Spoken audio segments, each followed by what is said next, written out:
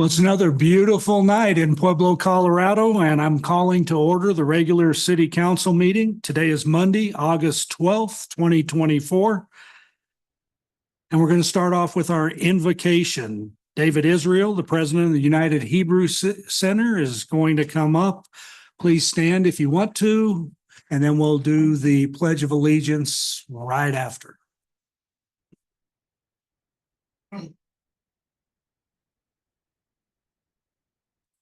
Good evening, City Council members, Mayor Graham, and shalom, peace be with you all, and to all the attendees. Thank you very much for giving me this opportunity. Let us pray. God and God of our ancestors, who gives salvation to nations and strength to governments, bless and safeguard the city of Pueblo and all of its inhabitants, all of the elected city officials and their appointed officers and councilors who are assembled this evening in these council chambers. Please accept our prayers this evening with mercy and compassion, and instill wisdom, understanding, and discernment to all of our lawmakers gathered here. Pour out your spirit upon them and make your word known to them.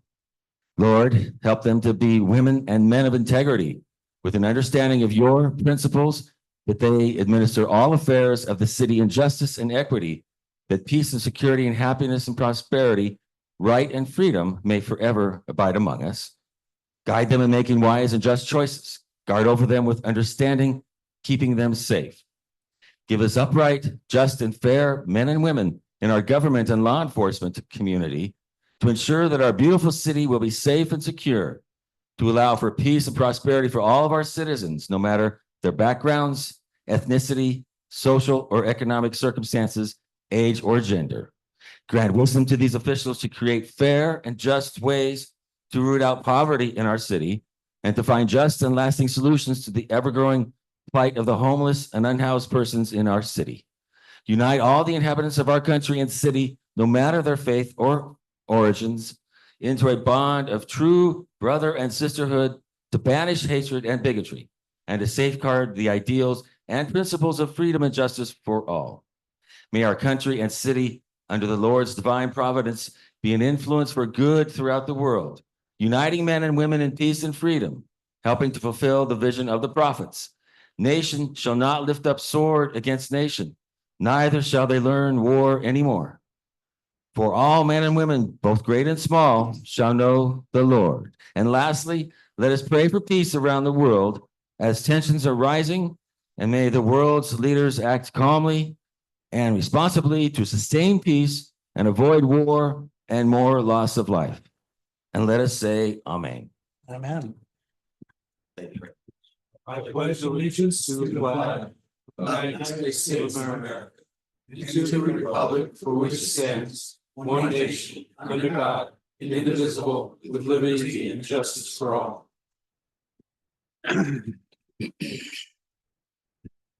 Thank you so much, David. Thank you very much. We now move into roll call, Madam Clerk. Mark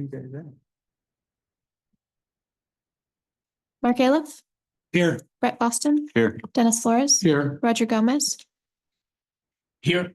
Joe Latino, Here. Regina Maestri, Here. Sarah Martinez, Here. I want to welcome back Sarah Martinez. It's good to have her back. We're glad to have you. We're Thanks, at full President. Glad to strength be here. now. Yeah. There are no special recognitions. We now move into public forum. First up is Jose Ortega.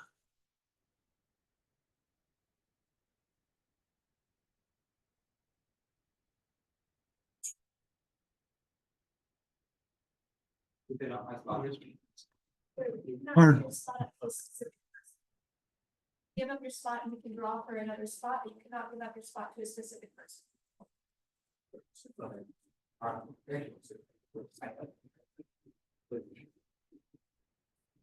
All right, thank you. Thanks for coming.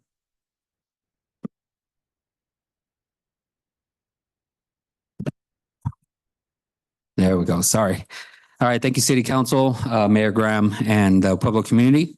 I'm here to talk about the Denver Post article from July 24, 2024, that Pueblo weaponizes the contempt of court to inflate jail time for minor crimes.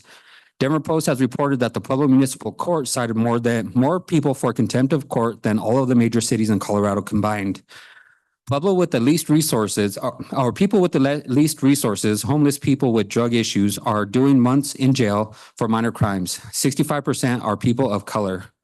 Pueblo taxpayers are paying millions of dollars each year to jail people either charged with or convicted of contempt of court. For example, May 29, 2024, 85 of 459 Pueblo County jail inmates were being held for contempt of court. It cost $147 a day to house one inmate, or $12,494 for the 85 people in that one day. Projected to 365 days equals to $4,560,675 of taxpayer money. Numerous lawyers and legal experts say that the practice is unconstitutional. Pueblo Municipal Court judges issued 1,743 contempt citations between September 1st, 2023 and May 4th, 2024. They also have routinely stacked the cases to be served consecutively and sentenced people to more than a year. The longest sentence in other Colorado cities was 30 days. So I'm just going to leave you with a few questions before I take off. Are the stories of the Denver Post, July 2024 accurate? And if not, can anybody think of any inaccuracies of that? And also, Sykes, Graham, and Dunford have not commented to the Denver Post. Does the Pueblo city government intend to respond to its citizens, and where and when? Thank you. Thank you. Next up is Denise Torres.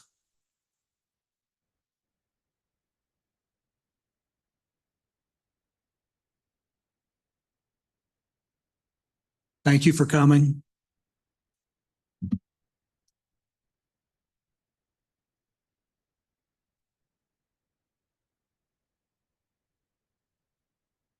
My mic on? Yes, it is. 1,743.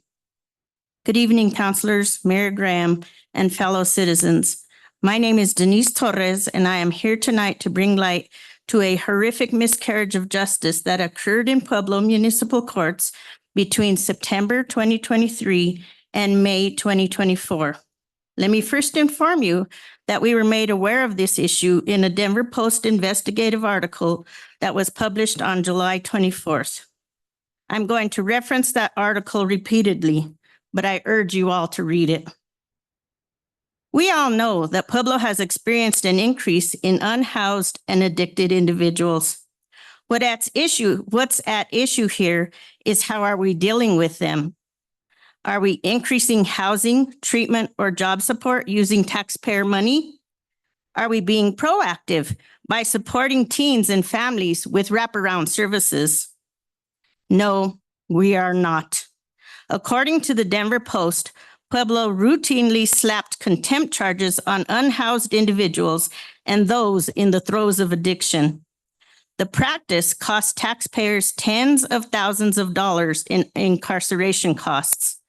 On a single day in late May, nearly 1 in 5 inmates at the Pueblo County Jail was being held on municipal contempt charges or convictions.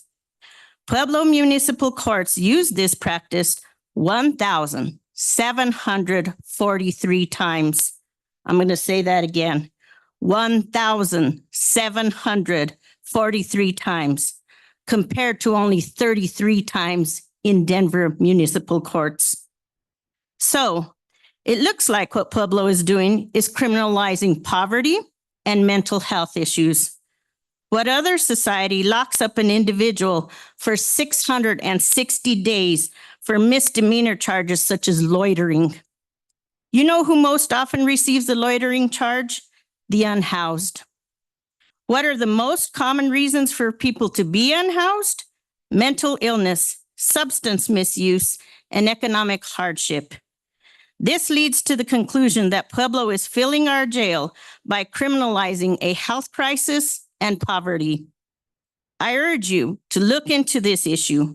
hold those individuals who instituted this practice accountable, and ensure us that our citizens will not be targeted or used to fill a jail that we didn't even want. Thank you. Thank you. Elvis Martinez.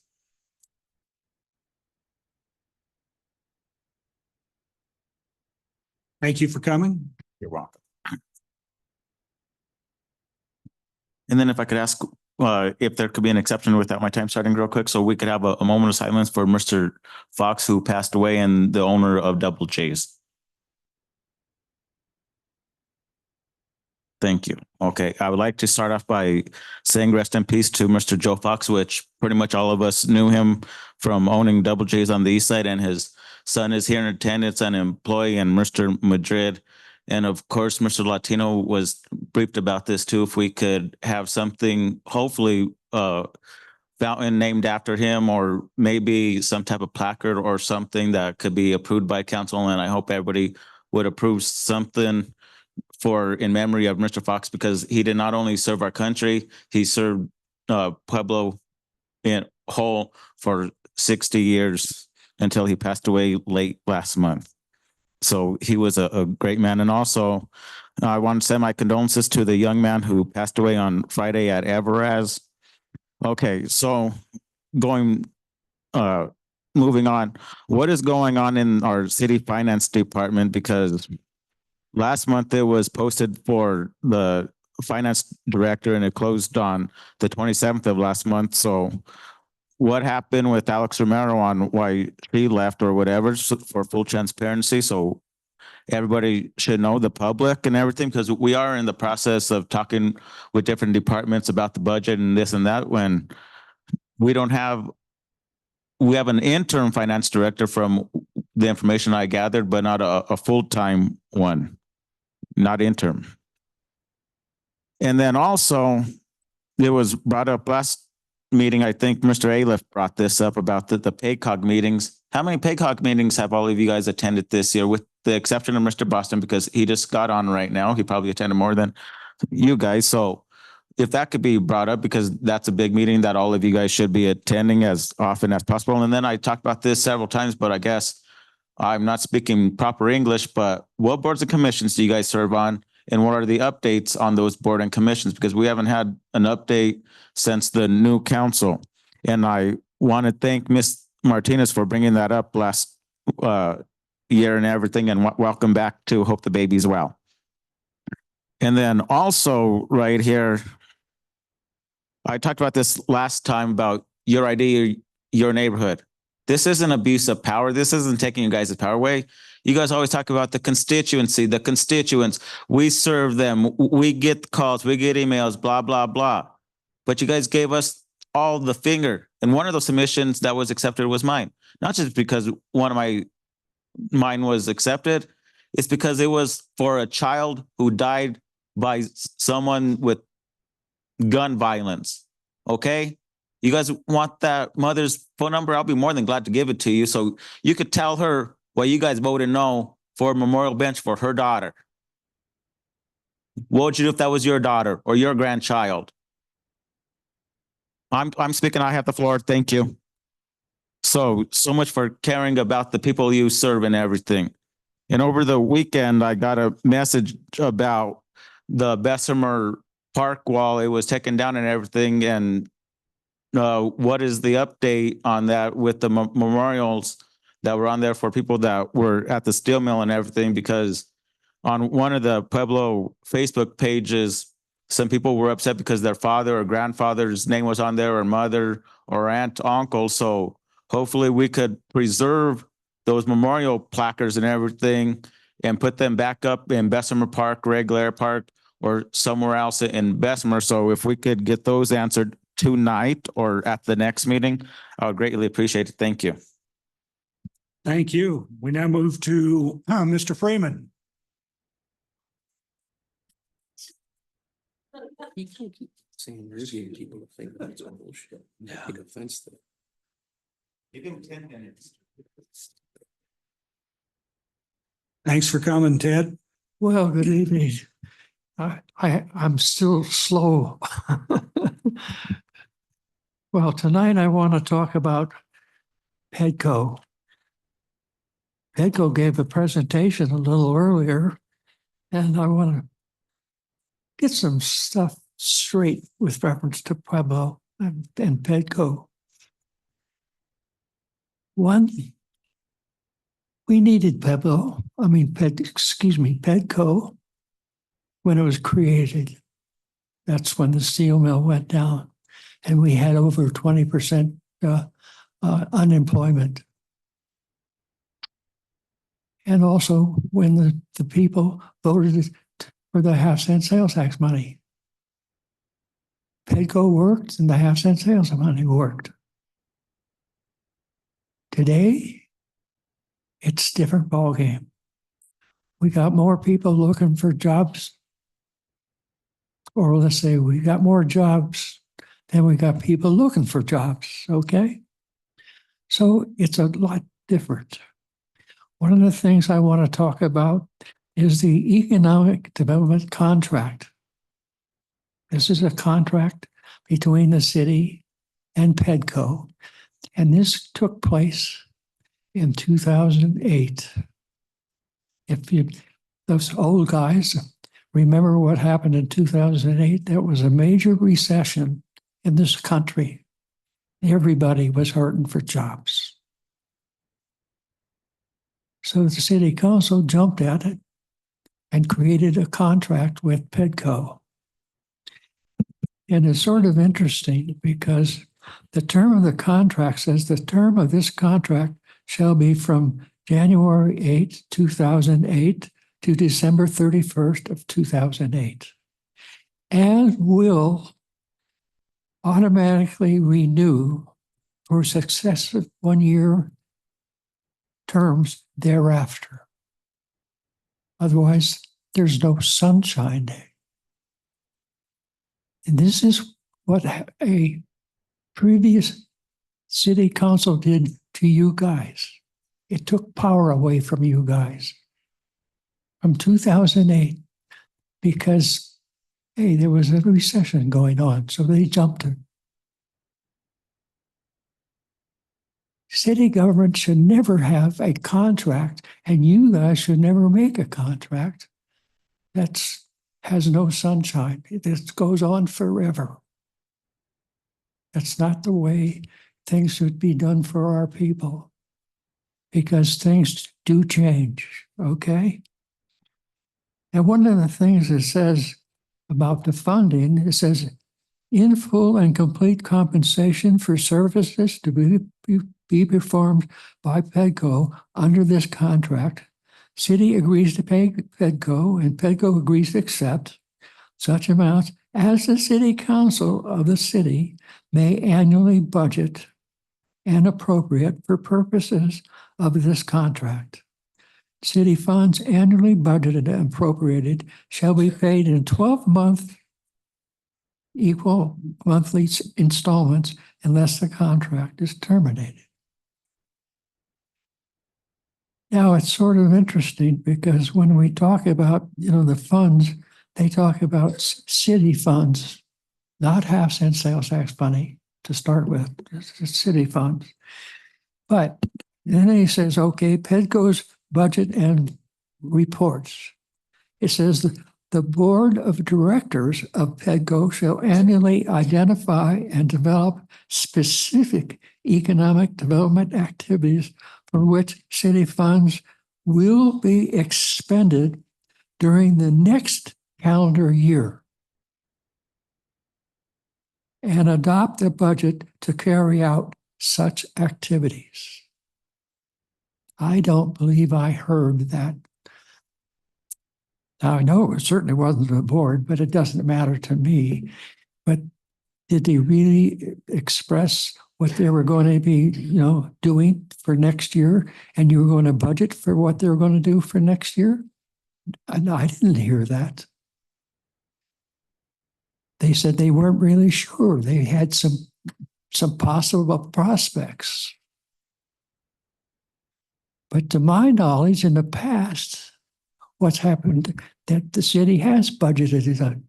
And the last year, it was like $350,000 that came out of the half-cent sales tax money for some reason. Thank you, Mr. Freeman. Okay. Anyhow, we got to make sure that we take care of the Petco and make sure that they know what their mission is. Thank you. Brian Bailey.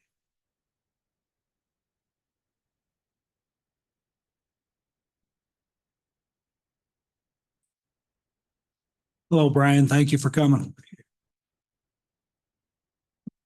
Try not to take too much time.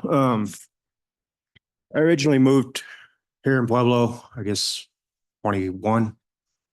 I actually went voluntary homeless for a year and a half, lived out of my car, and that basically the basement of the shower house there at the mill and wherever I could park to save to buy a house here in Pueblo. I chose to move to Pueblo. I wanted to be here. We saved for a year and a half, bought our house. And ever since then, we're on the east side. And ever since then, we've done nothing but had to invest money into our home as far as security systems, everything else that goes along with that, building fences, all kinds of stuff due to the crime in the neighborhood. I don't know how many reports my wife has called in while I'm at work on a 12 to 16-hour shift to Pueblo PD because I can't get away from the mill, that at times has gone just unacknowledged. We've had several where, the call comes in, police officer cruises by the neighborhood, never stops, never comes and asks a question. You see them roll down the street and they never come knock on the door. There's been thefts in our neighborhood. We're literally just asking for patrols and something to be done. We've got literally people living next door illegally and nothing's being done.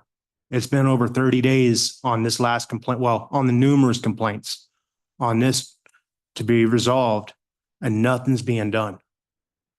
At this point, I'm not the only citizen in Pueblo that's having this concern, but at this point, I have to look at it. I love my job at the mill, but why am I going to stay in Pueblo if it's going to become unsafe and we're not going to be taken care of? And that's what we have to, and that's my family and other families around us. That's literally what we're looking at right now. We don't want to move. This is where we want to be. It's just where we chose to live. This is where we want to work. This is where we want to retire. But if things don't change, we're going to have to move. And that, I'm just trying to come and voice concern tonight. What can we do to fix it?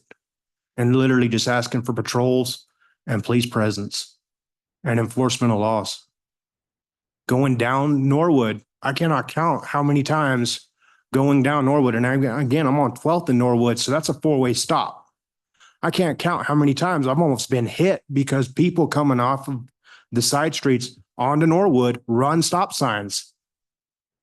And there's just zero police presence. My cars are almost been totaled at least probably this year alone, probably 10 times by other people running stop signs that they know are there. It's not like they've changed. They're just not paying attention, but there's also zero police presence over there, zero enforcement of laws. Somebody's going to get hurt and possibly killed if the police presence doesn't pick up and enforcement of laws are not conducted.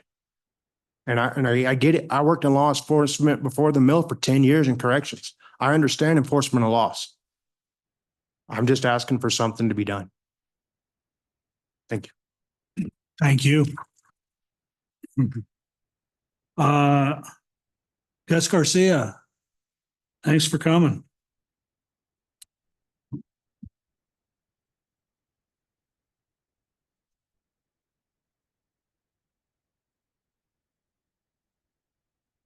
Can you hear me? Okay. About the issues that were brought to your attention about the contempt of court incarcerations that are taking place. I don't know if the community is aware, but the Attorney Regulatory Commission is where they need to probably file the complaints. I think many of us are ignorant when it comes to how we can contest decisions that judges make, or district attorneys, or even attorneys for that matter. So I do think that it is unfortunate that such a large percentage of our population are being ill affected by some of the God complexes that our judges have. So I think it's going to be a little bit shocking to individuals when I tell you that I came here this evening to talk about a tent city jail. I'm not in favor of mass incarceration. I want alternatives to incarceration for individuals. But when we go to the town halls that Roger Gomez has sponsored and the mayor has sponsored, and we hear testimony similar to that of the individual that was up here just prior to my testimony, we need some place to remove people that are problems to our community. We cannot afford, it's been said by the city and county leaders, another jail or even an expansion of the new jail that is being built for some time to come. So it seems like a prudent thing to do would be to find an alternative. Joe Arpaio used tent cities in his communities. And I think that Joe Arpaio may not have been a popular fellow, but I do think that that was an alternative. And I think that when somebody is running down Northern in the presence of a council person and they are naked and they are causing disturbances and frightening the citizenry over there, they should be able to be removed. But we don't have room in our current jail to be able to incarcerate those individuals. I think that when the police department make contact with people that have just broken into a car or have assaulted somebody, and it doesn't rise to the level of the seriousness of the felony that is required to be able to incarcerate them currently, that individual gets a citation. So they're still posing a risk to our community, to our society. And that's why I am in favor of a tent city jail, to have services there to be able to remove individuals who pose an immediate danger to our community.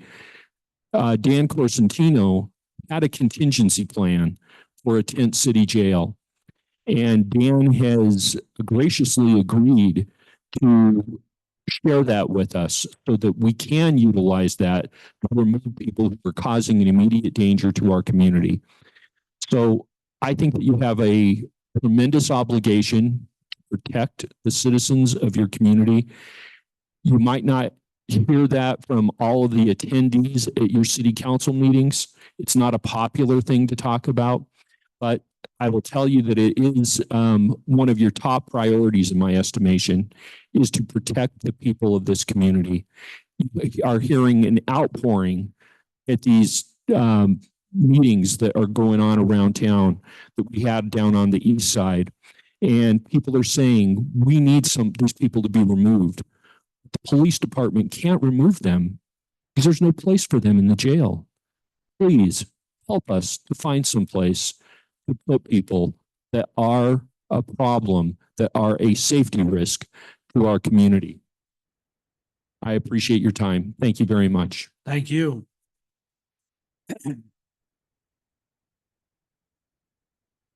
We now move to council member and mayor commentary. We'll start with the mayor, Mayor Graham. Thank you, President Aliff. First, I just wanted to introduce the city council and members in the audience tonight to our new interim finance director, Danny Nunn. He's seated right behind me. Council received an email today. I did interviews last Tuesday after a nationwide search, and I decided to fill the search that I did not feel like any of the candidates who applied were suitable at this point for the finance director. So Danny has worked as an accountant at the city for several years, and most recently he has been our senior sales tax auditor. So he is coming aboard. This is his 4th day, I think, and he's going to help us get through the audit process and the budget process, and any needs from council, that's who you'll be directing them to. in the finance department now. So welcome, Danny. I just want to thank everybody who showed up for the cleanup in Bessemer on Saturday. We had about 5 to 6 volunteers and about 20 city employees from Public Works, Stormwater, Municipal Court. That was all organized by our Director of Public Works, Andrew Hayes. And so thank you, Andrew, for organizing the cleanup. We were able to cut weeds, power wash. We cut down the lights that are on Northern that were not being used anymore. We picked up needles.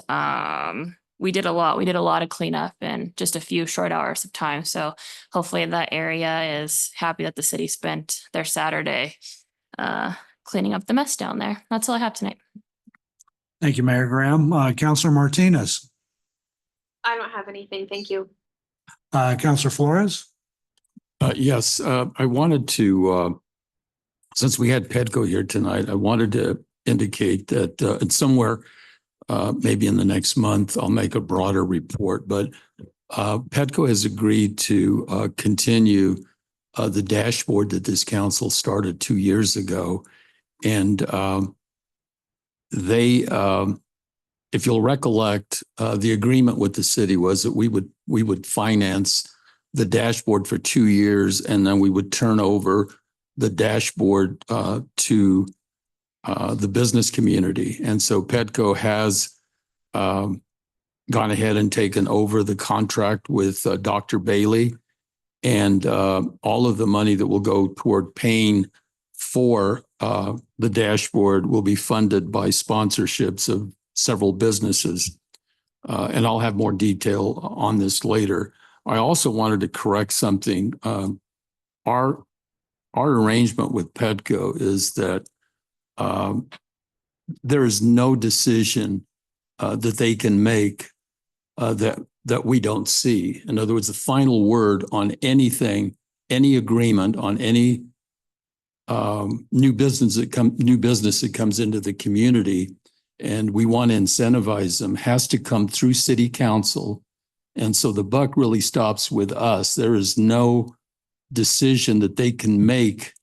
And there was some comment tonight that they have free rein to, I guess, to do anything they want under this new contract, which is not true. And then there's another safeguard that most people don't know, is that this goes to the voters every 5 years.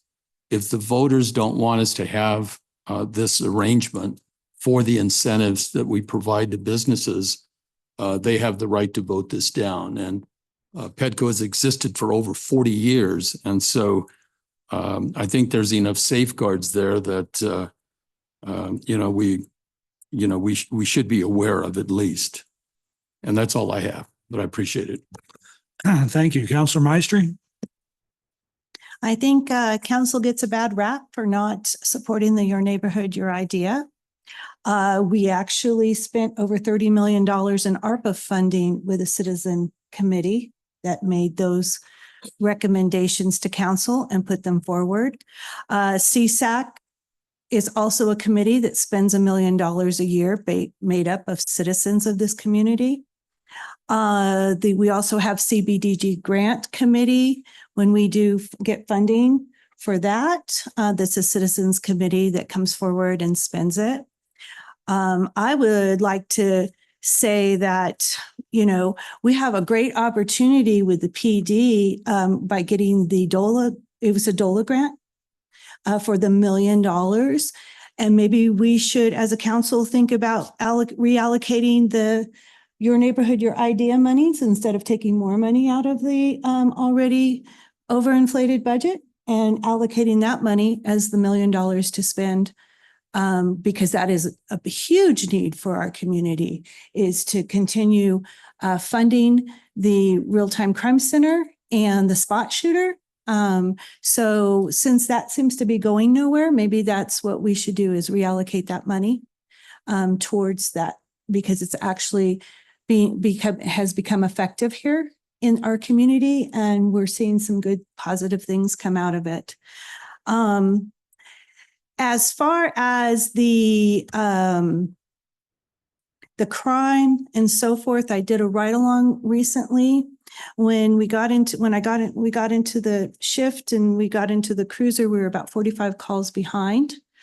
I really got to see a misuse of power to 911 from the citizenry in this town, calling a lot of frivolous things. Your neighbor's son parking in front of your house isn't something to clog the queue with. That's because it's public property and anybody can park anywhere on the street. If your grandson comes home drunk and is beating up grandpa, or when you get that all figured out and resolved and get that family member out of the house, you should call back to 911 and let them know that that's been cleared so we could clear the queue. Facebook fights are not reason to be calling in to 911. We have a lot of issues and a lot of problems here in our community, and it would be nice for citizens to help support the police. Because it doesn't feel good to get into the car and be 45 calls behind for the shift officers that are coming on. But who knows when the end of their shift, how many vehicles. I actually got out of the cruiser about an hour before shift was over. A lot of interesting things. We talk about loitering, don't make it a crime. I had not seen, so from 10 o'clock at night to 4 o'clock in the morning, there had to be 300 people on the streets in our beat, just walking, hoods, backpacks, walking, standing out in front of 7-Eleven, 50 of them at one time. The police cruiser pulls in there and they all scatter. And then you come back an hour later and all 50 are there again. So as far as there should be consequences for loitering. And so if we have to if we impose consequences here in Pueblo for loitering, for littering, for camping when it's not allowed, well, then we're trying to do something to make our community safer, cleaner, and trying to be proactive with cleaning things up. And I don't think that anyone on council should be ashamed of that. So, and that's all I have for this evening. Thank you. Thank you, Councilor Gomez. Yeah, I might want to address a couple of things. One is, since I've been doing this for 7 months and being, not just myself, but the rest of the council being denigrated by what I call the Facebook echo chamber folks that come up here and just make these baseless accusations against us. And it's ridiculous already. I don't think it shows any class. And I'm very concerned about if we don't have some kind of point of order to set this straight. I've watched a lot of other city councils and I don't see this kind of stuff going on at other city councils. And I think it's wrong. And then if you challenge some of these folks, the next thing they do is they'll pull out records from 1990, 1968, wherever they can find something. And it's shameful. And I've done my research on some of these folks, and I have enough class not to expose them for what they're doing. But they shouldn't be able to treat us like sitting ducks, and we have to take it. It's enough already. And I'm just saying, if you can't qualify it, if you can't get on council, you shouldn't take cheap shots at people continually. It's enough.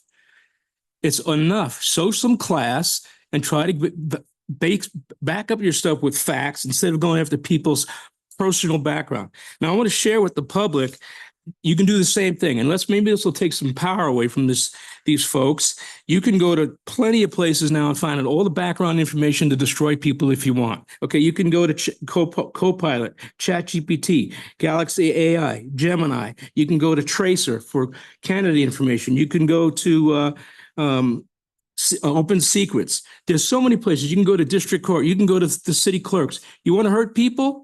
Hurt them. But don't keep it to yourself. To talk to them later on, but to do it in this format is so bad. And people that are watching this have called me and said, why do you guys take it for? I would like to know from the rest of the council, why are we taking it? I don't get it.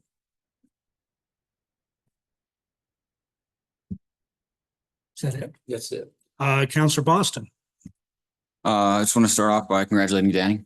Good to have somebody in that spot. And also thanking Andrew Hayes for organizing that cleanup this weekend. To address the gentleman over there that spoke about crime in your neighborhood. You know, I sympathize with you. I understand. I dealt with a lot of those same issues. You know, I did a ride along a couple weeks ago, and I believe my beat that I was on was with the north side, but I probably spent 60% of our time on the east side. Like Councilor Meister was saying, it is a very big issue over there. Fourth and Hudson, everybody knows the 7-Eleven. You pull up, they scatter. We have, I believe, one of the real-time crime cameras, like stationed right there, one of the trailer cams. You know, we do our best to respond, or they do their best to respond to the calls as often as they can. But like Councilor Meister said, there was a huge backlog of calls, and sometimes they have to try to prioritize certain things. Sometimes you get put on one call. I know there was one thing we got put on, and, you know, it ended up taking us about an hour and a half to get through that. And by the time we got back in the car, there was another 13 calls pending that weren't there before. As everybody knows, our police force is grossly understaffed. The bottom line, it comes down to legislation. There's a lot of problems that are affecting the soft on crime, the loss of qualified immunity. It's making it very hard. And to echo what some of these other people have said already tonight, when we're trying to do some things to help make the community safer, but then we're getting berated for attacking the individuals that are making the community unsafe. And then we're trying to come up with creative solutions to try to help everybody in different ways. And we basically, any decision we make, we get attacked for, whether we're trying to make the community safer, whether we're trying to help individuals, whether we're trying to help the people that are complaining about needles or, you know, homeless or violence or drugs, or, you know, we're trying to do things to help this community. We're trying to do things to help individuals, and basically anything we do, it seems to have, you know, somebody mad for some reason or another. But just do know that we do hear a lot of your concerns, and we are trying to find creative ways to help fix the city. We're trying to help improve this city and make it a better place for everybody. We want people to stay here. We want the city to grow. And, you know, it's not easy. And, you know, like somebody else said here, I don't remember exactly who it was, you know, if you think you can have a positive impact, you know, feel free to try to get involved. I started getting involved because I thought I could have a positive impact, and I hope to continue to do that. And if you think you can do the same, I, you know, encourage you to do that. As far as some of the boards, you know, I know we got Ken here from the EAC. We've just had a work session on that board not that long ago. We're kind of working mostly on a plan to combat Black Hills. We're working on the EV readiness plan, and then some of those renewable energy plans to help offset the utility costs at those buildings, like Andrew and you presented on a couple weeks ago. As for the airport, I believe we have 6 or 7 bids for the essential air, five now. Okay, 5 bids for the essential air service that are coming in. When are those live, Brian? Or I know some already happened, but it's the 20th. Anybody that wants to comment on it can call the mayor's office or even email us on the city webpage. Basically, we're going to take all the comments of what people prefer, what they like, and their input, and then we don't make the decision, but we can offer support to an airline that supports the community needs. And the 20th from 1:30 to 3, they'll all be at the Pueblo Airport, and you can come visit with them and see what they have to offer. And that's basically the biggest thing going on at the airport right now. And then the Latino Chamber, the only board meeting I've been to so far, the next one's tomorrow. It was kind of just some cleanup of some language and whatnot. But the Tostada event is coming up, I believe, on Friday. So, and I believe Larry Atencio, former counselor, is the one being recognized there. And PACOG is the other board. I do encourage everybody to get more involved in PACOG. A lot of things go on at PACOG that you would have no idea about if you didn't attend. And it is a very vast amount of information that you can learn from PACOG. Some of the issues we were talking about, I believe, 3 or 4 weeks ago, about some of these areas off the highway that weren't getting taken care of and things like that, they get discussed at those meetings. And those are the proper places, because there's actually CDOT representatives there to voice your concerns to and talk about some of those issues. So I do encourage everybody to get more involved in PACOG, because I've learned a lot of stuff there in just the 2 meetings I've been to. And for your idea, your neighborhood thing, I know you asked me to get it brought up again, Elvis, but you know, with the current voting, nothing would change anyway. So that idea is just, it's not worth the time for everyone to bring back up. Thank you, Councilor Latino. I want to comment a little bit about what Mr. Garcia had to say as related to the tent city for inmates. I'm very familiar with that, having spent time in Arizona and with, and know what Sheriff Joe Arpaio did. It was a great program. And while we're talking about that, the Phoenix Police Department has offered. In fact, they offered a couple of years ago to come to Pueblo to help Pueblo with their neighborhood watch program, because they have what they call a program, Neighborhood Patrol. And it's a very effective program. And as Pueblo does sometimes, they turned them down. They were willing to come here to help. On the east side, there's no question we have some problems. Last week I was on the east side. I'm there every day in the whole entire area. We've had a fire where one house was burned. The homeless were living there. It burned the house next door where a good family was living. It burned that house down, put those people out, then went to the third house where it was a single woman living, an elderly woman, burned a hole in her roof. She's got a tarp sitting over the roof. We need to get control, folks. And I've used this word before. I know we're short police officers and they're doing all they can. The fire department, they're working hard. They were there last week when I was there taking care of an individual who had some issues and problems, and they've been great. Both departments are great. We're short police officers. The tent city would be a great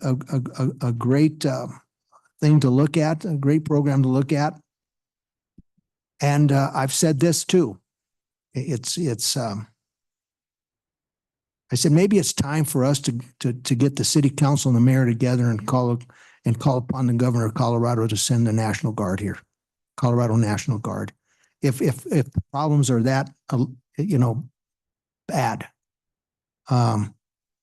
it's time to get control of our city again, folks. It's time, and I want to see that happen. And again, on the east side, we've got problems. We've got problems in this whole city. And I hope I'm making sense. I have a great compassion and love for this community. Thank you. Thank you, Counselor. Counselor Meister, you had one other thing? Memorials. The city does memorials all the time. We're doing like the Home of the Heroes things. We do benches, we do park names. There is a process through the city that doesn't take a special citizens committee to do that. So that's the thing about misinformation, coming up here and talking and spreading misinformation. There is a department within the city that will handle bench memorials, street memorials, because coming to council and asking council to approve a memorial before it's gone through the process, there's questions that need to be answered. There's criteria that needs to be met. There is cost that need to be figured and so forth. So coming to council right away and asking to memorialize something is you're overstepping the process, because council can't make any decisions until they know the cost.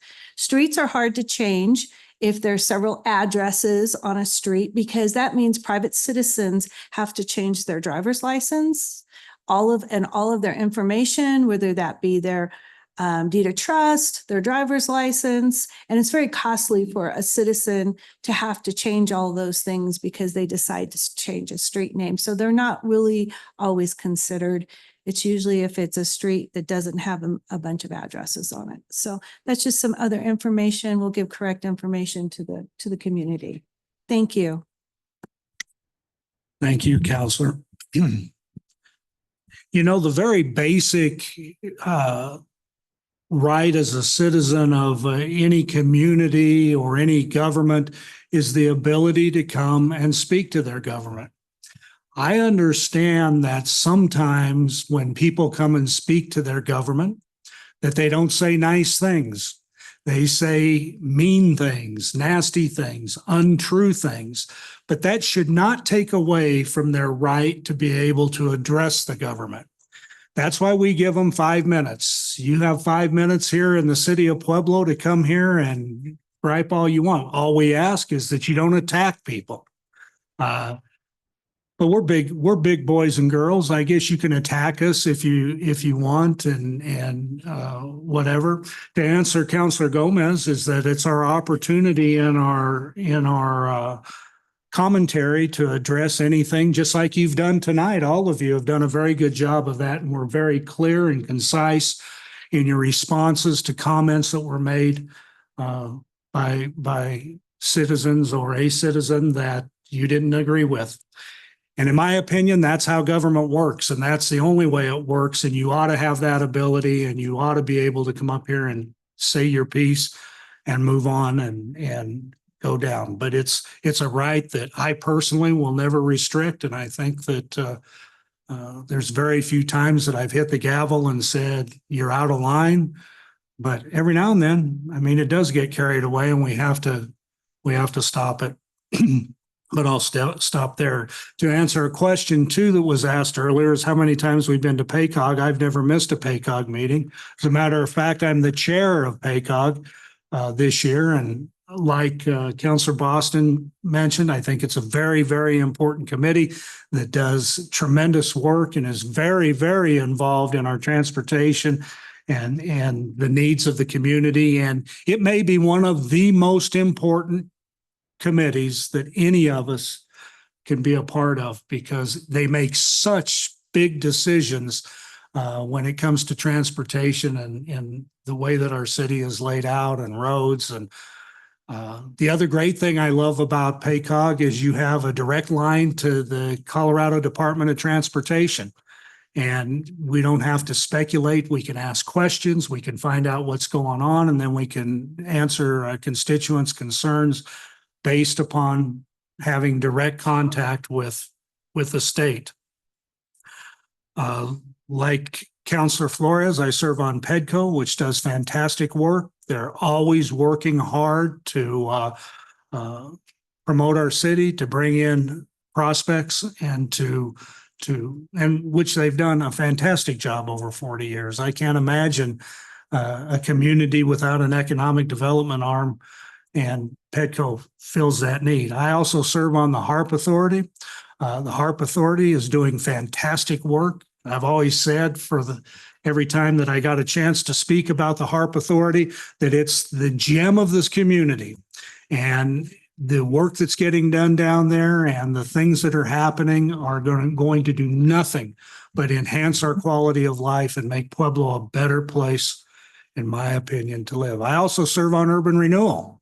Urban Renewal, another fantastic arm of the city that works very hard on a lot of fronts, and their work is moving forward at a rapid pace.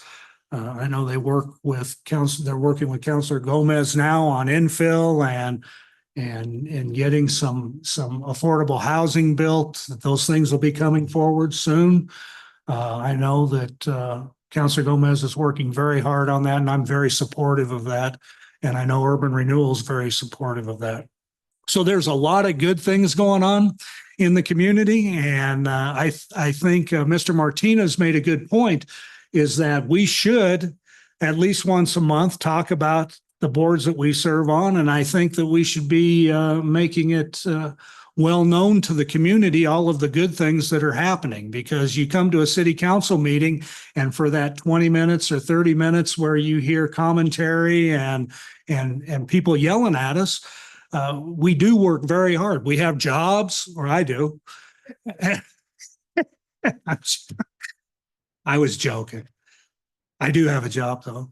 I have a job. I serve on the committees, and there's nothing more important. And I'm more convinced of this than ever, that all 7 members of city council want nothing but the best for Pueblo. No decision is made without the thought process of what's best for the whole community. And I'm convinced of that.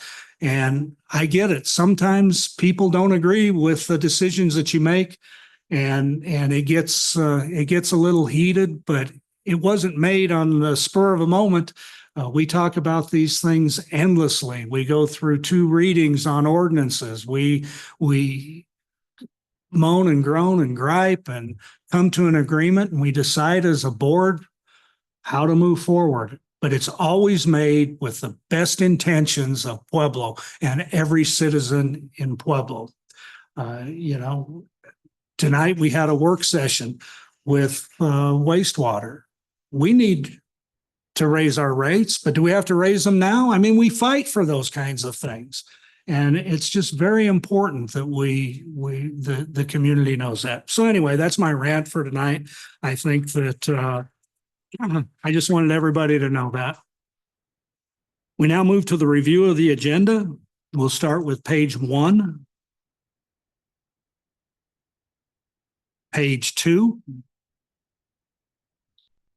Page 3. Page 4. Page 5. President Aliff, I'm requesting that R1 be moved to September 9th. December 9th, you said? September, maybe September. December at the rate we're going with it, but for now, just to September. Fantastic. Anything else on page 5? Page 6?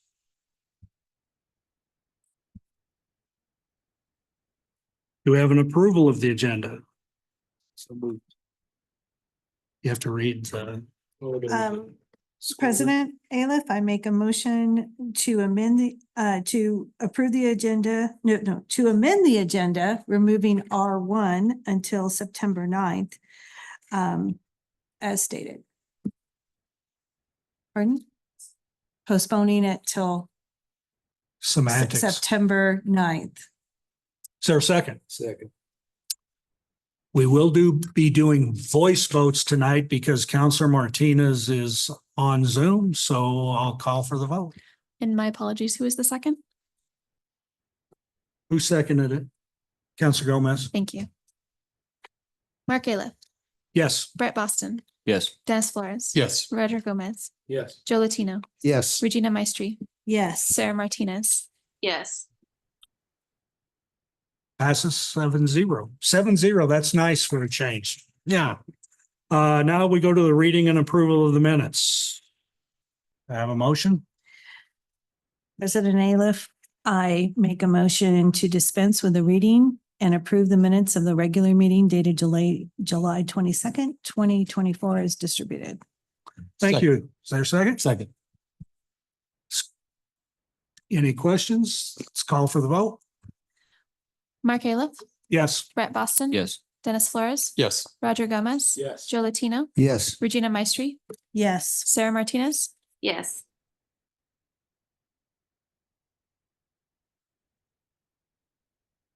And now we move into the consent agenda.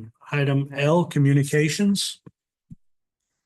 L Communications, item L1, minutes of the Planning and Zoning Commission regular meeting for 5/8/2024. Item L2, minutes of the Planning and Zoning Commission regular meeting for 6/12/24. M resolutions, item M1, a resolution awarding construction contract in the amount of $264,735.45 to Tony J. Beltramo and Sons, Inc. for project number 24-097 asphalt improvements, Cambridge Avenue, Amherst Avenue, setting forth $53,000 for contingencies and authorizing the purchasing agent to execute same.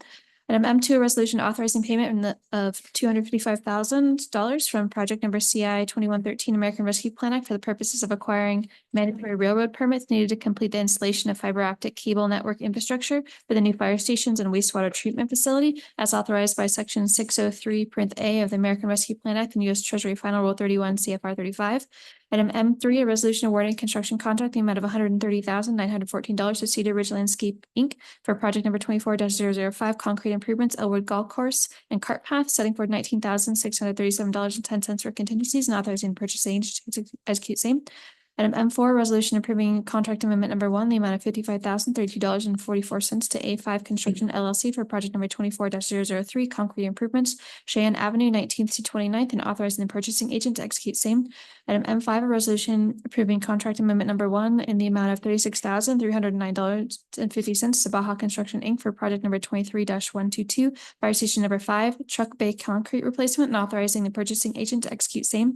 Item M6, a resolution ratifying an emergency construction contract in the amount of $3,354.06 with KR Swedfigger Construction Inc. for emergency sanitary sewer point repair at 5824 Mark Twain Lane for project number 20-059 WWAN03 and authorizing the purchasing agent's execution of same. Item M7, a resolution awarding construction contract in the amount of $232,337.20 to Martin Marietta for project number 24-066 asphalt improvements, Granada Boulevard, setting forth $40,000 for contingencies and authorizing the purchasing agent to execute same. Item M8, a resolution authorizing the issuance of a revocable permit REV-24-16 to American Legion 2 for the closure of the 700 block of West 700 block of West 9th Street between Craig Street and West Street and host their car bike show on August 17, 2024 from 6 a.m. to 3 p.m. Item M9, a resolution authorizing the issuance of a revocable permit REV 2421 to Pueblo Community College for the use of the public right-of-way along Ormond Avenue between Arthur Street and Maryland Place to host its annual Welcome Back to Campus celebration on Monday, August 19, 2024. Item M10, a resolution ratifying PayCog's joint appointment of Daniel Henderson to the Electrical Board of Appeals engineer position. Item M11, a resolution ratifying PayCog's joint appointment of John Chrisman to the Plumbing Board of Appeals engineer position. Item M12, a resolution ratifying PayCog's joint appointment of Candy Poe and Claire Scott to the Pueblo Human Rights Coalition joint appointments.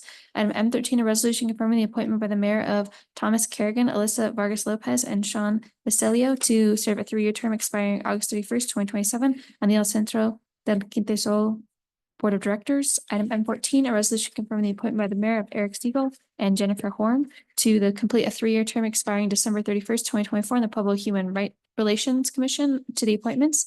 Item M15, a resolution setting the date, time, and place for the hearing on any objections to an abatement assessment as September 13th, 2024 at 9 a.m. in City Council chambers and directing the mayor to appoint a hearings officer.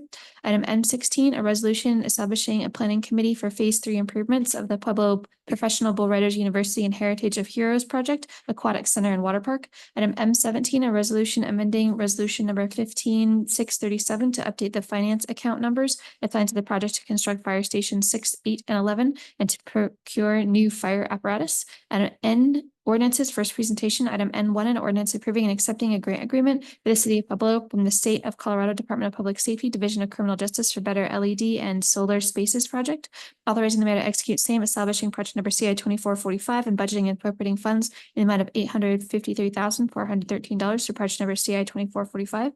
Item N2, an ordinance approving and accepting the airport improvement program grant agreement number 3-08-0046-050-2024 from the United States of America, acting through the Federal Aviation Administration for funds in the amount of $253,073 for costs related to the rehabilitation of East-North Apron design at the Pueblo Memorial Airport, budgeting and appropriating $253,073 to project AP 2401 East Apron North Taxi Lane Rehab and authorizing the mayor to execute same. Item N3, an ordinance transferring, budgeting, and appropriating reimbursement proceeds in the amount of $7,526.70 into the airport operating budget account number 540700100560012, repair and maintenance supplies. Item N4, an ordinance approving and ratifying a supplemental environmental project agreement and approving a modification to said agreement between the City of Pueblo, Colorado Municipal Corporation, and the Colorado Department of Public Health and Environment for the purpose of developing a household hazardous waste program, authorizing the mayor to execute the modification, accepting funds in the amount of $378,880 from the Colorado Department of Public Health and Environment and budgeting and appropriating said funds into project account number PL 2302 Household Hazardous Waste Program. Item N5, an ordinance approving an intergovernmental agreement between the City of Pueblo, Colorado Municipal Corporation, and the State of Colorado, acting by and through the Colorado Department of Transportation, project BRO M086-104-26412 Pueblo 18th Street Bridge Rehab, accepting a grant in the amount of $448,000, establishing project account CI 2446 18th Street Rehabilitation, transferring $112,000 from project account HUAN01 Street Resurfacing Project to project account CI 2446 18th Street Bridge Rehabilitation Project, budgeting and appropriating funds in the amount of $560,000 and authorizing the mayor to execute same. Item N6, an ordinance approving and accepting a donation of funds in the amount of $2,000 for deposit into the city's general fund from the Beulah Historical Society to the city of Pueblo to offset costs incurred for the fabrication and installation of highway memorial signs on Colorado State Highway 78 honoring PFC Mike Hanratty. N7, an ordinance approving a maintenance IGA between the city of Pueblo, a Colorado Municipal Corporation, Pueblo County, a political subdivision of the state of Colorado, and the state of Colorado by and through the Colorado Department of Transportation related to the maintenance and installed roadway improvements along Medal of Honor Boulevard corridor and authorizing the mayor to execute said agreement. Item N8, an ordinance approving an intergovernmental agreement to the city of Pueblo and Custer County related to mutual aid in the provisions of the fire protection and other emergency services and authorizing the mayor to execute same. Item N9, an ordinance approving and accepting a grant fund agreement and all applicable conditions pertaining thereto to the Colorado Auto Theft Prevention Authority, CAPTA, relating to the Beat Auto Theft through Law Enforcement Battle Team, established project number PS 2405, budgeting and appropriating funds to project number PS 2405 and authorizing the mayor to execute same. Item N10, an ordinance approving and authorizing the mayor to sign a facility use agreement between the city of Pueblo, Colorado Municipal Corporation, the Pueblo City County Library District, a nonprofit entity for use of certain park premises. Item N11, an ordinance approving amendment number 1 to the professional services agreement between the city of Pueblo and Green and Associates LLC, a limited liability corporation in the state of Illinois, in the amount of $19,000 with $1,610 in contingencies to update the strategic housing assessment completed in September of 2021. Item N12, an ordinance submitted to the eligible electors of the city of Pueblo, Colorado at the special municipal election to be held on November 5th, 2024. Proposed amendments to section 4-2, 17-2, 17-5, 17-6, 17-8, 17-9, and 17-10 of the charter of the city of Pueblo and fixing the ballot title therefore. Item N13, an ordinance submitting to the eligible electors of the city of Pueblo, Colorado at the special municipal election to be held on November 5th, 2024. Proposed amendments to sections 1-5, 2-6, 2-10, 3-9, 3-18, 3-19, 3-20, 3-21, 6-1, 7-28, 8-12 and 15-6 of the charter of the city of Pueblo and fixing the ballot title therefore. Item N14, an ordinance amending chapters 1 and 5 of Title 9 of the Pueblo Municipal Code to update and revise the business licensing application appeal process, amending the lodging facility licensing requirements and providing penalties for violation thereof. Item N15, an ordinance amending chapter 6 of Title 16 of the Pueblo Municipal Code relating to an increasing sewer user charges. Item N16, an ordinance approving an engagement agreement with Concelia Energy Law and Policy for representation in Public Utilities Commission proceeding number 24 AL-0275E, approving the corresponding joint interest agreement and authorizing the mayor to execute same. Thank you, Madam Clerk. Is there an approval of the consent agenda? President Aliff, I move to receive and file the minutes of the Planning and Zoning Commission, approve all of the resolutions set forth in the consent agenda, pass the ordinances of the consent agenda, setting the public hearings for August 26, 2024, and order the ordinances to be published by title. Is there a second? Second. We have a first and a second. Any comments, questions? Let's call for the vote. Mark Aliff, Yes. Brett Boston. Yes. Dennis Flores. Yes. Roger Gomez. Yes. Joe Latino. Yes. Regina Maestri. Yes. Sarah Martinez. Yes. Passes Great. unanimously. Madam Clerk, we now move into the regular agenda. Item Q, resolutions.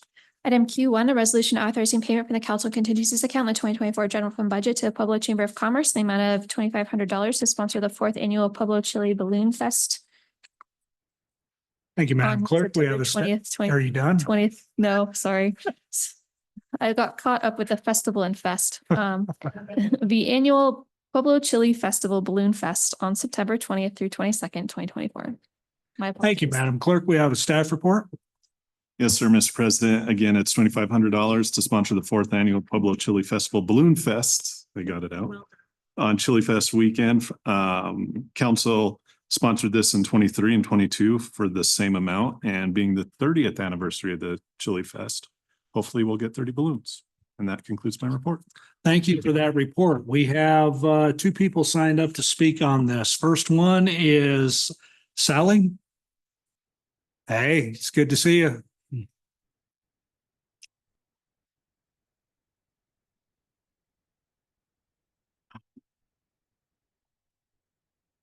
So I do want to thank the city for their support and the mayor's office last year and the year before for the second and third annual. Really, it's just the Pueblo Chili Balloon Festival.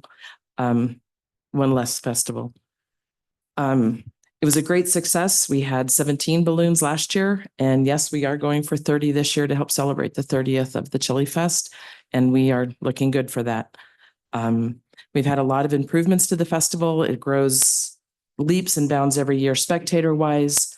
We had the balloons really get the kids on the field last year, which was really exciting. And it's even going to be more kid and family friendly this year with some new launch sites. It's a fun thing in Pueblo. It's one of those things we're combating to get rid of there's nothing to do in Pueblo. And that's quickly changing with the river and the kayak park and the slides down there. So I think we're creating a fun atmosphere and everybody is really excited for it this year. Facebook's been blowing up with questions. Is it coming? Is it coming? When? Where? We want to be there. And we're going to see record crowds again this year. We're already noticing that. And we're working to prepare for that. So just hope for calm winds. I've been ballooning in Pueblo for 51 years. My dad, Jim Carter, started in 1973, along with Bruce Wellens, to bring the United Bank balloon here. And then the next year, the Colorado High balloon, which we've been flying here since. Colorado High celebrates its 50th year this year, and it will be here again. We're excited, and we even had our 50th flight or 50th anniversary celebration Saturday in honor of Dad's birthday. The Snowmass Balloon Festival has been going on for 49 years. Dad was one of the founding balloons there. It brought the tourism, which was non-existent in the summertime, to Snowmass. Snowmass was kind of unknown during the summer at that time. It also had very few condos. And so it became a destination event and it became a tourism event because balloons draw people from outside the city and from all over the country to come see. They're still one of those gentle giants that amaze you and make you feel small. So the money we're asking for the city is, even though we're flying under the banner of the chamber, goes strictly to the balloon festival and bringing the balloons, the pilots and their equipment here. The equipment is still very expensive and it has a limited lifespan. The material is just ripstop nylon and it does wear out. So it's constantly being replaced.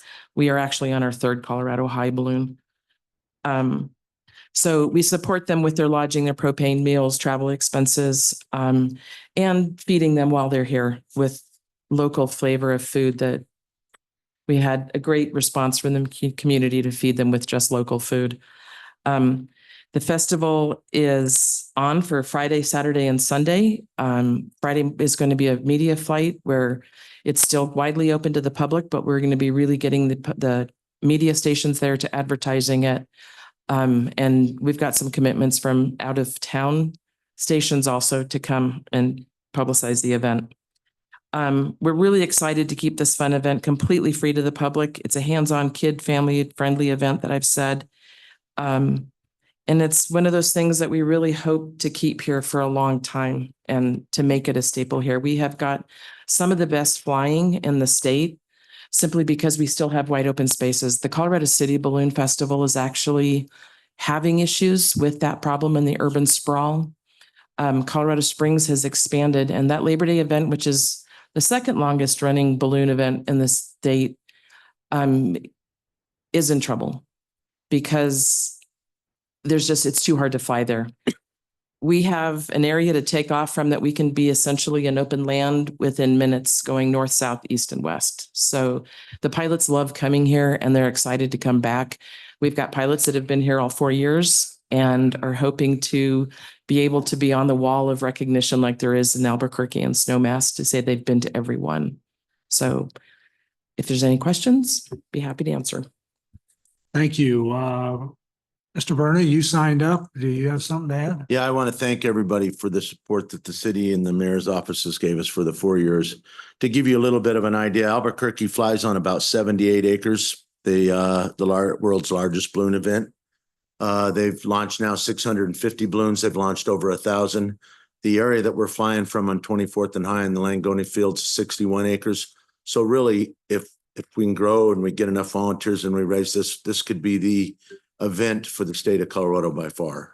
We have the facility, the airspace to do that, and surrounding ourselves with the Pueblo Chili Festival with all 150, 160,000 attendees here really changes it. Allowing us to come in there and start early in the morning at 7 o'clock in the Balloon Festival. We bring people from out of town and all over. They show up in Pueblo at 7 o'clock. And what we've noticed being on the board at the chamber, and the difference that this has happened the last 4 years, is we have waiting lines now when we open up at 10 o'clock. We've never had that before. So that's a huge effect, and we bringing in other money when we do the Balloon Fest. So I'm super excited being traveling around and doing all these other festivals that we fly at and part of. And yeah, hats off. We go to these other cities and we do the rivers and the Yampa Steamboat, Rainbow Rodeo. And I got the chance to do that little slide behind City Park that they're doing the improvements. And I'm telling you what, guys, it's I owned a rafting business for 14 years. We've got some really great commodities coming in and things we can do in Pueblo. But thank you, guys. And here's a little icon that we come because of the ballooning.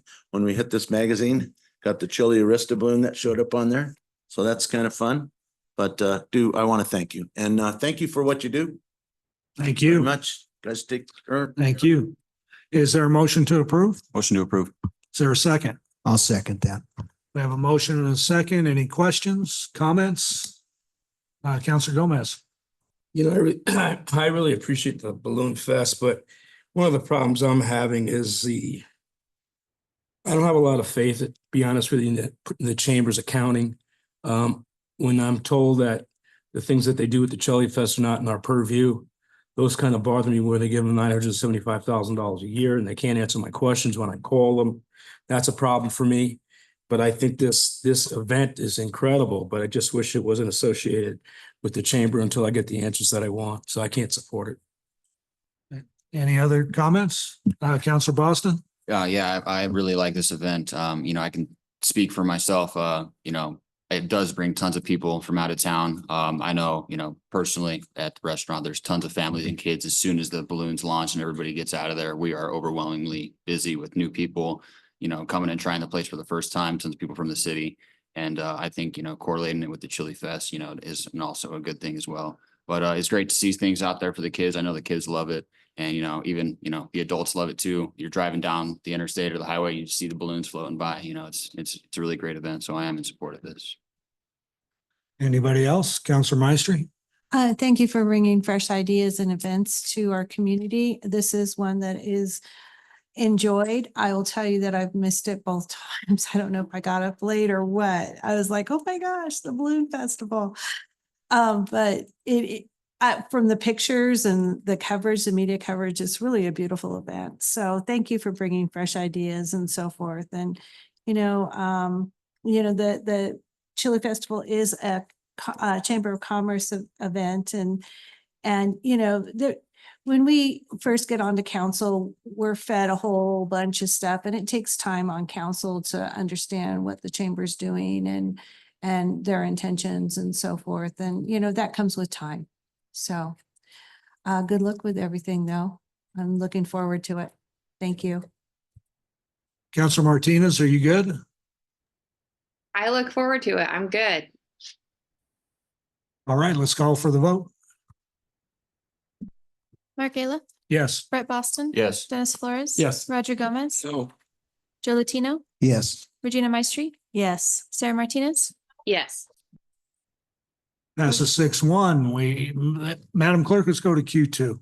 Item Q2, a resolution authorizing payment from the council contingencies account, the 2024 general fund budget to La Raza Services, Inc., DBA Servicios de La Raza, in the amount of $2,000 to sponsor the third annual Children's Day on Friday, May 17th, 2024.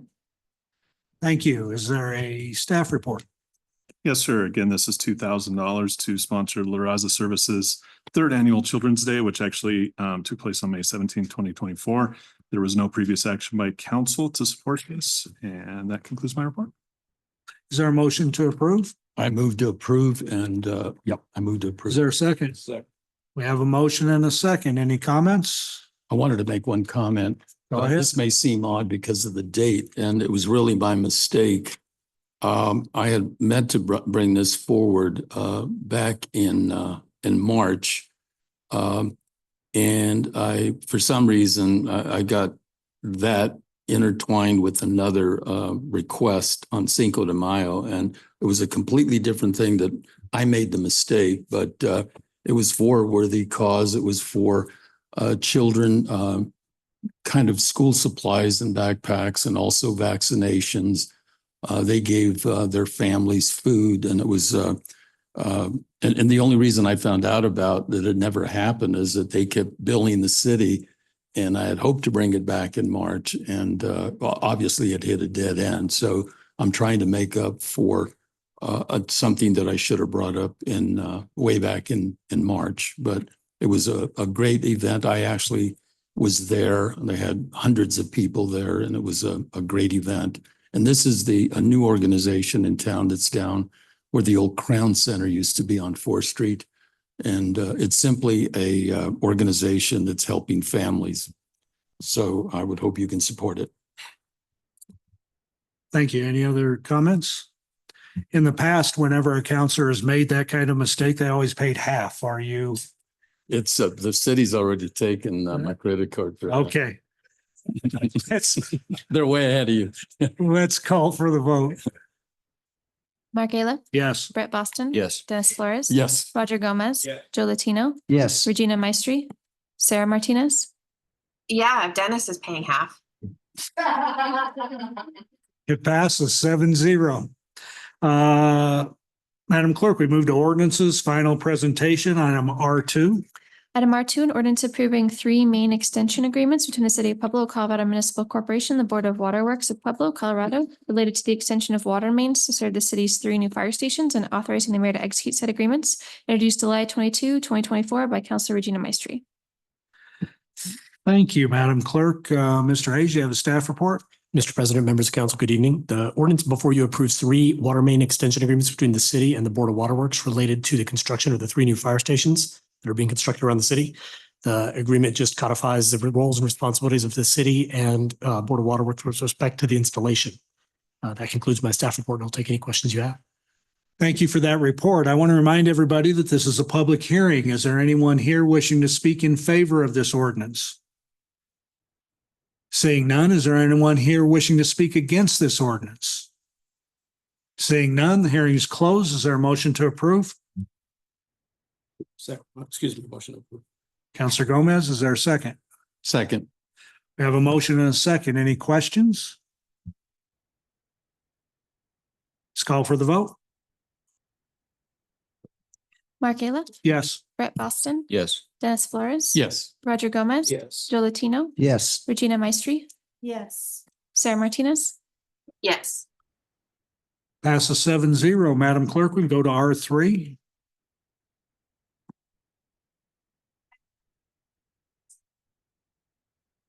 Item R3, an ordinance approving a memorandum of understanding and easement agreement by and between the state of Colorado, acting by and through the Colorado State Fair Authority, and the city of Pueblo, Colorado Municipal Corporation, relating to the reconstruction and maintenance of the ADA ramp and improvements at Mesa Avenue and Prairie Avenue, and authorizing the execution thereof by the mayor. Introduced July 22nd, 2024 by Councilor Regina Maestri. Thank you, Madam Clerk. Mr. Hayes, you have a report?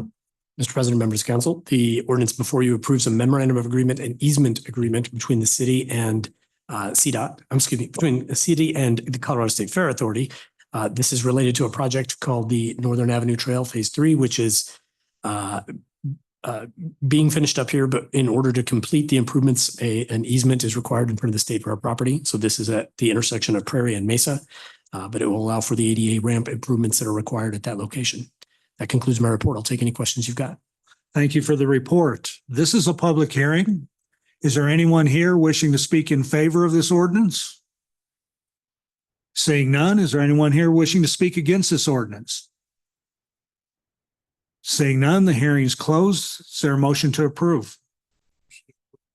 Councilor Gomez. I'll second it. And a second by Councilor Latino. Any comments, questions? Councilor Maestri? Is there a sidewalk missing along that street? On Prairie and Mesa. There's Oh, no, it's the next one in So- where the parking lot is. Could be. I'll have to look and see exactly what we're talking about. This particular trail project improves the trail along mostly the Northern Avenue corridor, but it does curve up toward the State Fair. So that's where this is. No, it's the one, you know, it's got that dirt parking lot and there's no Gaylord, city right. side. I'm not positive if you're Why are talking they on not Northern. required to have city sidewalks Well, there? The Typically, state. sidewalks are installed as part of a development project. So if there was ever a building installed, it would certainly be upgraded at that point in time. In that particular case, I believe the land is owned by the State Fair, Mhm. but it's just used as parking lot only is my understanding right now. But if it was ever developed into something else and a building permit was acquired, then that property would end up having to improve the right of way to a city standard, which Mhm. includes pedestrian facilities, of course. So empty lots aren't required to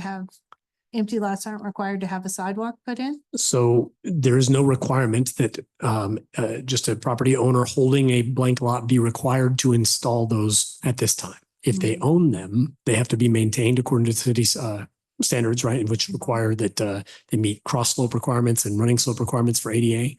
Condition, if they're cracked or broken or cause trip hazards, they would have to be repaired. So if they exist, they have to be maintained. But there are neighborhoods in the city that were built before sidewalks were required and don't have them. Mhm. So it's not a requirement necessarily that they be installed. Now, when a new building permit is pulled, city standard currently requires that those sidewalks in the right of way adjacent to the property being developed be upgraded to include those sidewalks. So there's a number of ways that those might happen, again, through these building permits, through a city project, or through some other development that might be taking place. Okay. Any other questions? Yeah. Counselor Boston. So like a parking lot, a fenced parking lot is not required to have a sidewalk. Not necessarily. It depends on context. If the parking lot is part of a larger development and there should be generally pedestrian facilities associated with the new development that meet the city standard. Again, it kind of depends because there's different standards for arterial and collector roads or for commercial development versus residential. So each case kind of looked at and we try to determine and keep it consistent across the city for what's required when somebody pulls a building permit. Okay. It is a little bit of a challenge, of course, in neighborhoods when somebody pulls a building permit on an empty lot where there are no adjacent sidewalks and you're building a sidewalk which feels to be nowhere. It can also be a challenge sometimes for developers who are trying to install curb ramps. They're a little bit expensive. Each corner is about $10,000 to install. So that's quite a bit of money to invest for the concrete there at the corner.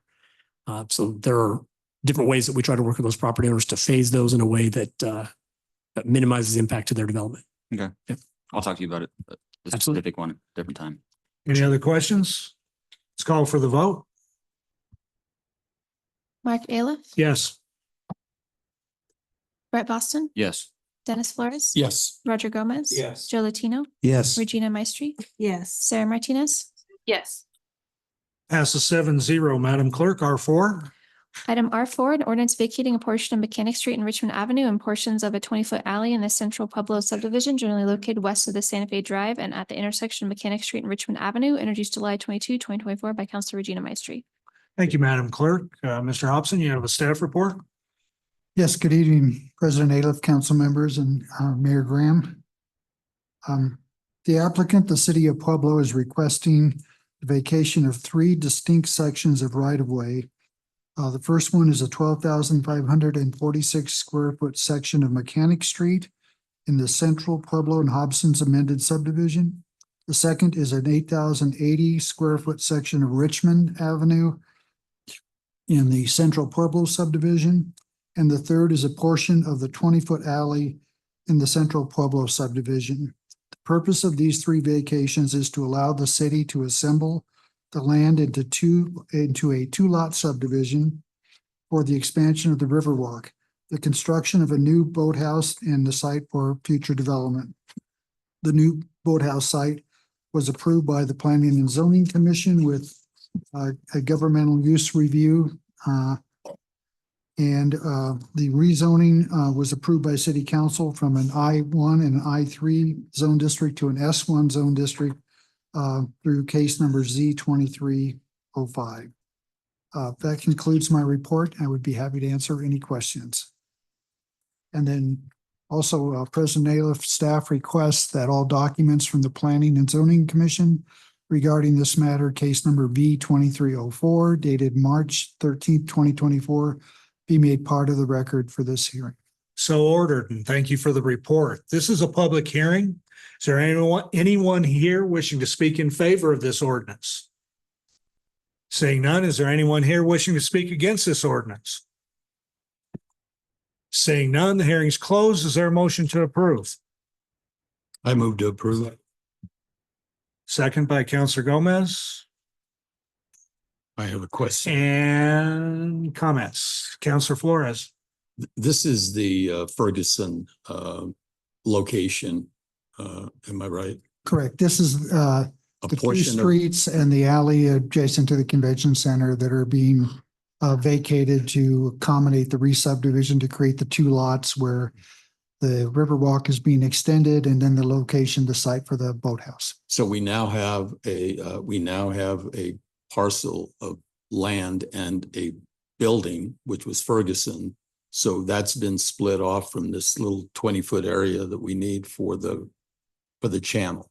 Correct. So any plans for that location yet, or? Not that I'm specifically aware of, Councilman. Okay. I think it's set for future development and potentially the demolition of that building and then redevelopment of. Because it's vacant right now, isn't it? Correct. Okay. All right, thank you. Any other questions? Counselor Gomez? Will that create a line of sight from Santa Fe into the area, into the Riverwalk? If we don't have a building put up? If the building is demolished, it will create a line of sight. Also, the extension of the channel itself will extend to right up against Santa Fe Avenue. I think that's a great idea. Any other comments? Counselor Martinez, are you good? Yes. Let's call for. Yes. Mark Aliff. Yes. Brett Boston. Yes. Dennis Flores. Yes. Roger Gomez. Yeah. Joe Latino. Yes. Regina Maestri. Yes. Sarah Martinez. Yes. Passes 7-0. Madam Clerk, R5. Item R5, an ordinance approving the historic Arkansas Riverwalk project, filing number 4, subdivision, introduced July 22nd, 2024 by Councilor Regina Maestri. Mr. Hobson, you have a staff report? Yes, sir. This is the accompanying subdivision after the vacation of the streets and alleys. The city is requesting to subdivide portions of the Central Pueblo Moores subdivision, Hobson subdivision amended into a 2-lot, 3-acre subdivision located west of Santa Fe Avenue, north and east of Richmond Avenue, and south and east of Mechanic Street for the purpose of expanding the Riverwalk development.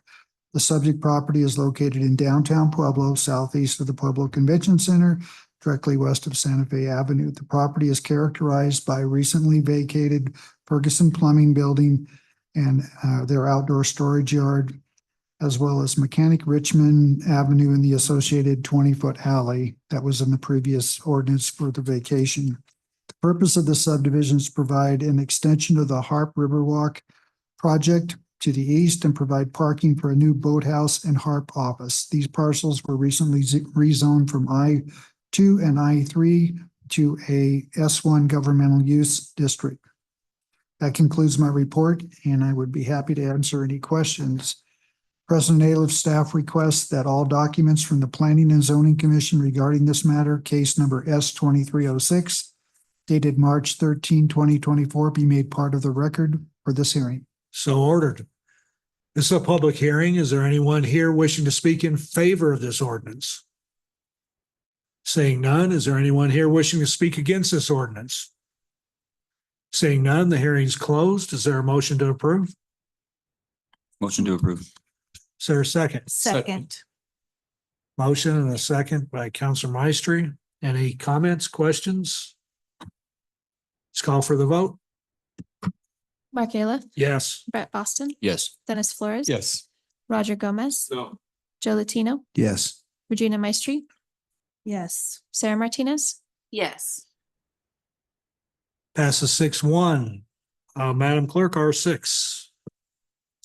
Item R6, an ordinance approving and adopting the City of Pueblo's 2024-2025 action plan for the Community Development Block Grant, CDBG, and the Home Investment Partnership Act Grant, Home, authorizing the mayor of the City of Pueblo to submit the application together with all required and necessary certifications, assurances, and documentation to the U.S. Department of Housing and Urban Development and appropriating and budgeting CDBG and home funds therefore. Introduced July 22nd, 2024 by Council Regina Maestri. Thank you, Madam Clerk. Mr. Hobson, you have a report? Yes, Mr. President. This ordinance approves the 2024-2025 action plan that is being recommended by the Citizens Advisory Committee and staff. As an entitlement city, the City of Pueblo is required by the U.S. Department of Housing and Urban Development to complete an annual action plan for each of the years of a consolidated plan. The action plan and the accompanying documentation serve as the city's application to HUD for the 2024-2025 Community Development Block Grant Program funds and the Home Investment Partnership Act grant funds. This is the last action plan under the 2020 to 2024 5-year consolidated plan. A public meeting was held to receive citizen comments and to hear applicant presentations on July 18th, 2023.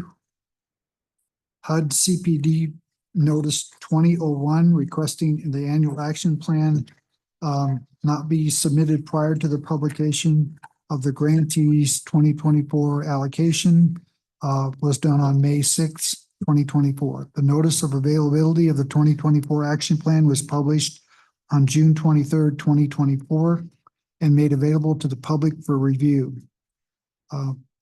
That formally opened the public comment section for a 30-day period. Public meetings were held on June 27th, 2024 and July 11th, 2024.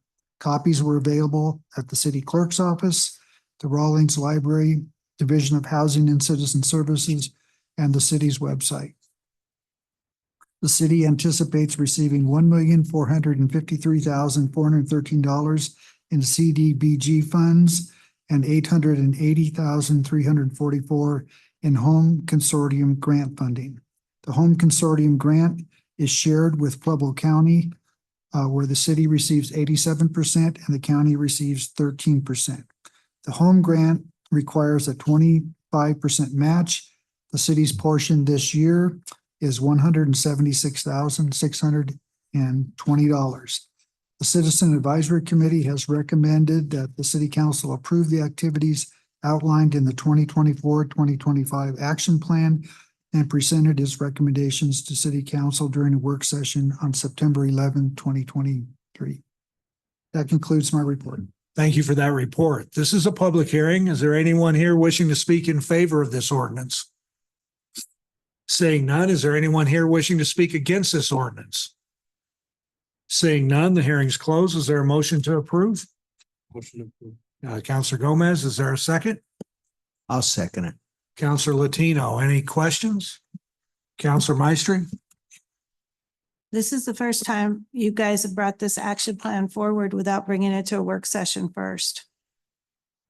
Was there a reason for that or? The plan was worked on in 2023, and at that time, that's when the work session was held with council.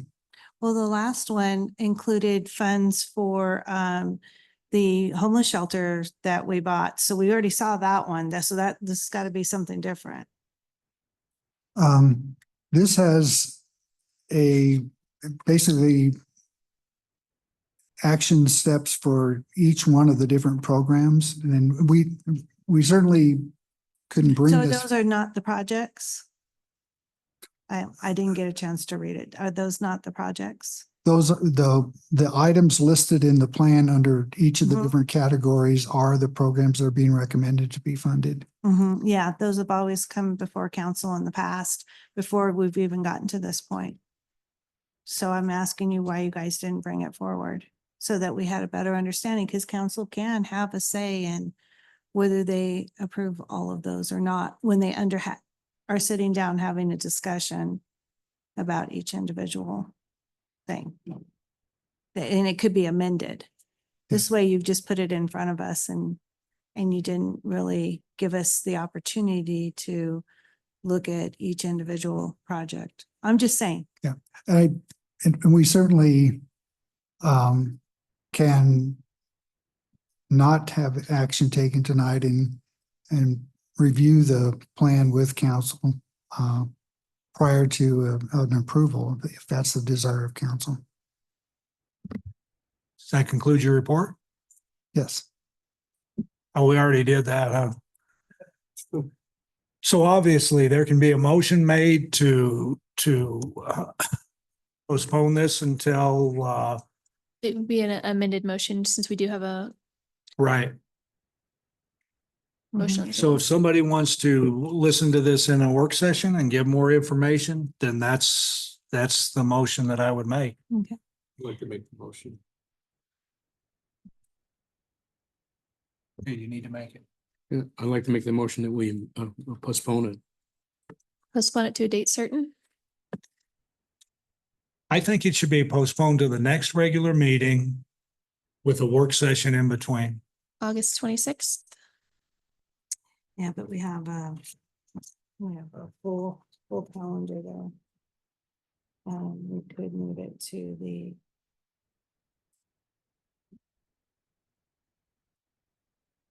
We could probably, this meeting is full. Let's just do it on August 19th. We'll just put in a short add to it. We'll have a work session on the 19th. So postpone to the next regular meeting for the August 26th for this item. So there's a motion to move that. Is there a second? Second. Okay. So we're gonna call for the vote on the amended motion or have any more Yes. comments on it? Can I have some? Sure, Counselor Flores. Can I ask you, what is this money going to be used for? Can you give me a general idea of what this, it looks like a lot of money, but it really isn't when you start thinking about housing, but it's been decided as to what this money is going to be used for? Is it going to be available for projects in the future? Councilman, it funds several programs that have been in operation for a number of years. The small rehabilitation program and the large scale rehabilitation program, home funds are used for. This would be like windows and, stuff like that. It could be for electrical repairs within qualifying homes. It really, once they get into a home, they do an inspection, and then the most critical safety things are dealt with. But all of those projects have not been identified. Just the types of programs. Generally. Yeah. Yeah. Now, under the community development block grant funds, there are specific programs that are or projects that are being recommended to be funded that the committee has reviewed and made recommendations on. I guess I'm wondering if all of this money or half of it, it sounds to me like we're asking for you to come to a work session to explain to us where this money is going to. And you're saying part of it, we don't know yet because that's going to be available to certain, but there is a portion. But there are certain specific activities and programs that are being recommended that have dollar amounts associated with them. So you actually have addresses and homes that you do want, you've already identified. Not for those programs, those are, but Okay. for specific like use of CDBG funds, there are specific projects that neighborhoods have filed applications for that the committee has reviewed as making recommendations for funding for ADA ramps, sidewalk repairs, other public improvements in the. I just don't want us to start micromanaging all of these little, projects that you have out there. And I don't see a value in having you come back and kind of telling us what you're telling me right now. This is the first year that housing has fallen under planning community development.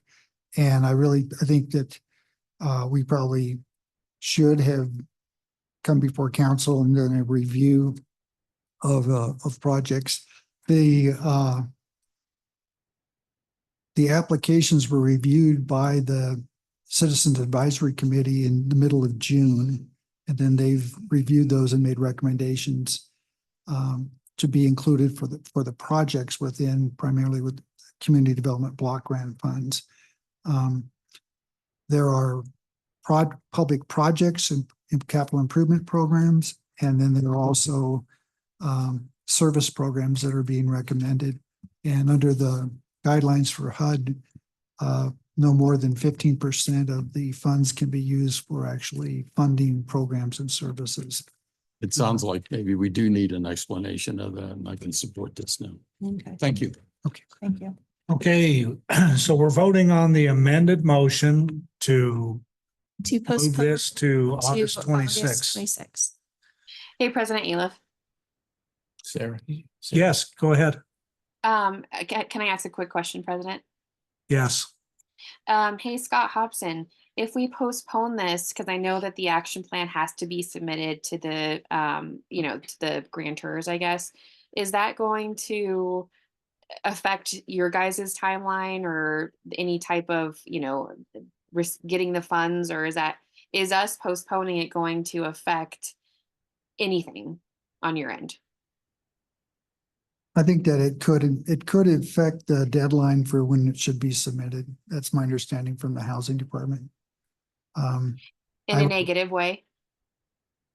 Potentially, but what I can do is double check with them to see whether or not a delay in the approval, what are the consequences, if any, of not having this approved prior to any kind of a deadline. Well, what do we do? If it goes to August 26th and then it's too late to do it, I guess we could have a special meeting. Yeah. I guess I don't feel comfortable delaying it. It's been on first reading.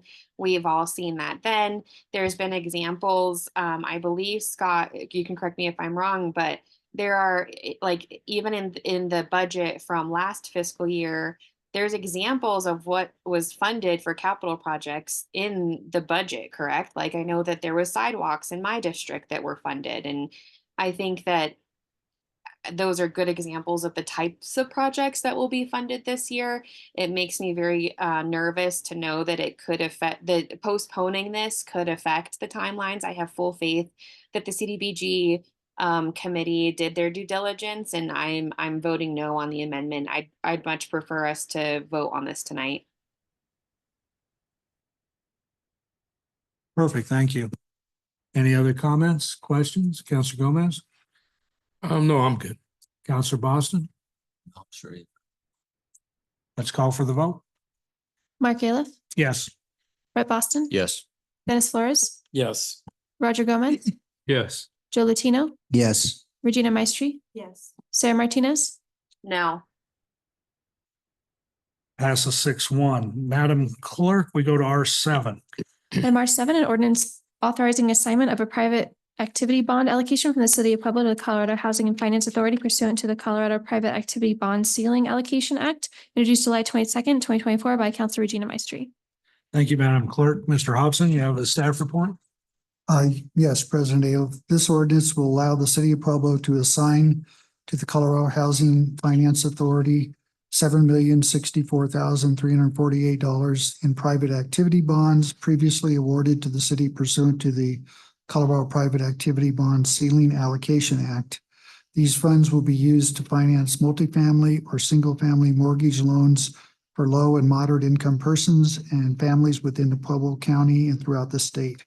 The ordinance assigns the Colorado Housing Finance Authority the city's private activity bond allocation for having these funds be reserved for the Compass Point apartment project, which is a 192 unit multifamily development off of Oakshire Lane. This is the only project that really was submitting an application to CHAFA in this round, and that's why we selected to have the city commit its allocation towards this project. That concludes my report. Thank you for that report. This is a public hearing. Is there anyone here wishing to speak in favor of this ordinance? I am. Oh, go ahead. I didn't know you were there. Sorry. Brenda Haddad with Kittle Property Group. And I just wanted to say really quickly, this is really important to show Chaffa the commitment that the city of Pueblo and Kittle Property Group has to making sure that this development is funded this year, this round. We've done a lot of finagling and making sure that we've just are meeting any of the demands that Chaffa has made of us to make sure that this gets funded this round. And I think that this is a really important step to letting Chaffa know that this is important to the city as well. Thank you. Is there anyone else wishing to speak in favor of this ordinance?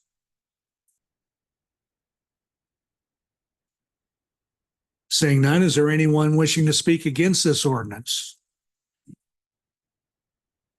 Seeing none, the hearing is closed. Is there a motion to approve? I move to approve. Is there a second? Second. We have a motion and a second. Questions? Councilor Latino? No? Let's call for the vote. Mark Ayliff? Yes. Brett Boston? Yes. Dennis Flores? Yes. Roger Gomez? Yes. Joe Latino? Yes. Regina Maestri? Yes. Sarah Martinez? Yes. Passes 7-0. Madam Clerk, R8. Item R8, an ordinance approving and accepting Colorado Rescue for Emergency and Trauma Education CREATE grant, establishing project number PS 2407 for emergency and trauma education grant and budgeting and appropriating grant funds in the amount of $25,000, which includes a 10% cost match of $2,500 for the purposes of authorized by the grant agreement introduced July 22nd, 2024 by Councilor Regina Maestri. Thank you, Madam Clerk. Chief Huber, you have a staff report? Good evening, President Ayliff, members of council, mayor. Thank you. This is accepting a grant for $22,500 and establishing a project to pay for 4 paramedics to go through paramedic school over the next year. So that's a $22,500 potential gain financially, and that concludes my report. Thank you for that report. This is a public hearing. Is there anyone here wishing to speak in favor of this ordinance? Seeing none, is there anyone here wishing to speak against this ordinance?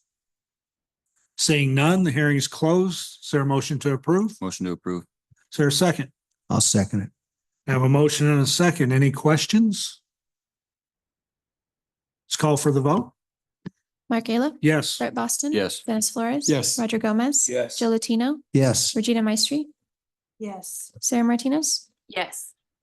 Passes 7-0. Madam Clerk, R9. Item R9, an ordinance approving and accepting a grant agreement and applicable conditions pertaining thereto with the State of Colorado Department of Law Peace Officer Standards and Training Post established project number PS 2406, budgeting and appropriating funds in the amount of into project PS 2406, authorizing Mayor Graham to execute same and ratifying her signature thereto. Introduced July 22nd, 2024 by Councilor Regina Maestri. Thank you, Madam Clerk. Chief Martin, do you have a report? Yes, I do, Mr. President. Mr. President, council members, Madam Mayor. This is an ordinance approving and accepting a grant agreement with the State of Colorado Department of Law Peace Officer Standards and Training, establishing project number PS 2406 and budgeting and appropriating $151,715 into that project for the Central Mountain Training Region, which the police department manages and oversees and provides training to over 40 different law enforcement agencies in the region. That's my staff report, sir. Thank you for that report. This is a public hearing. Is there anyone here wishing to speak in favor of this ordinance?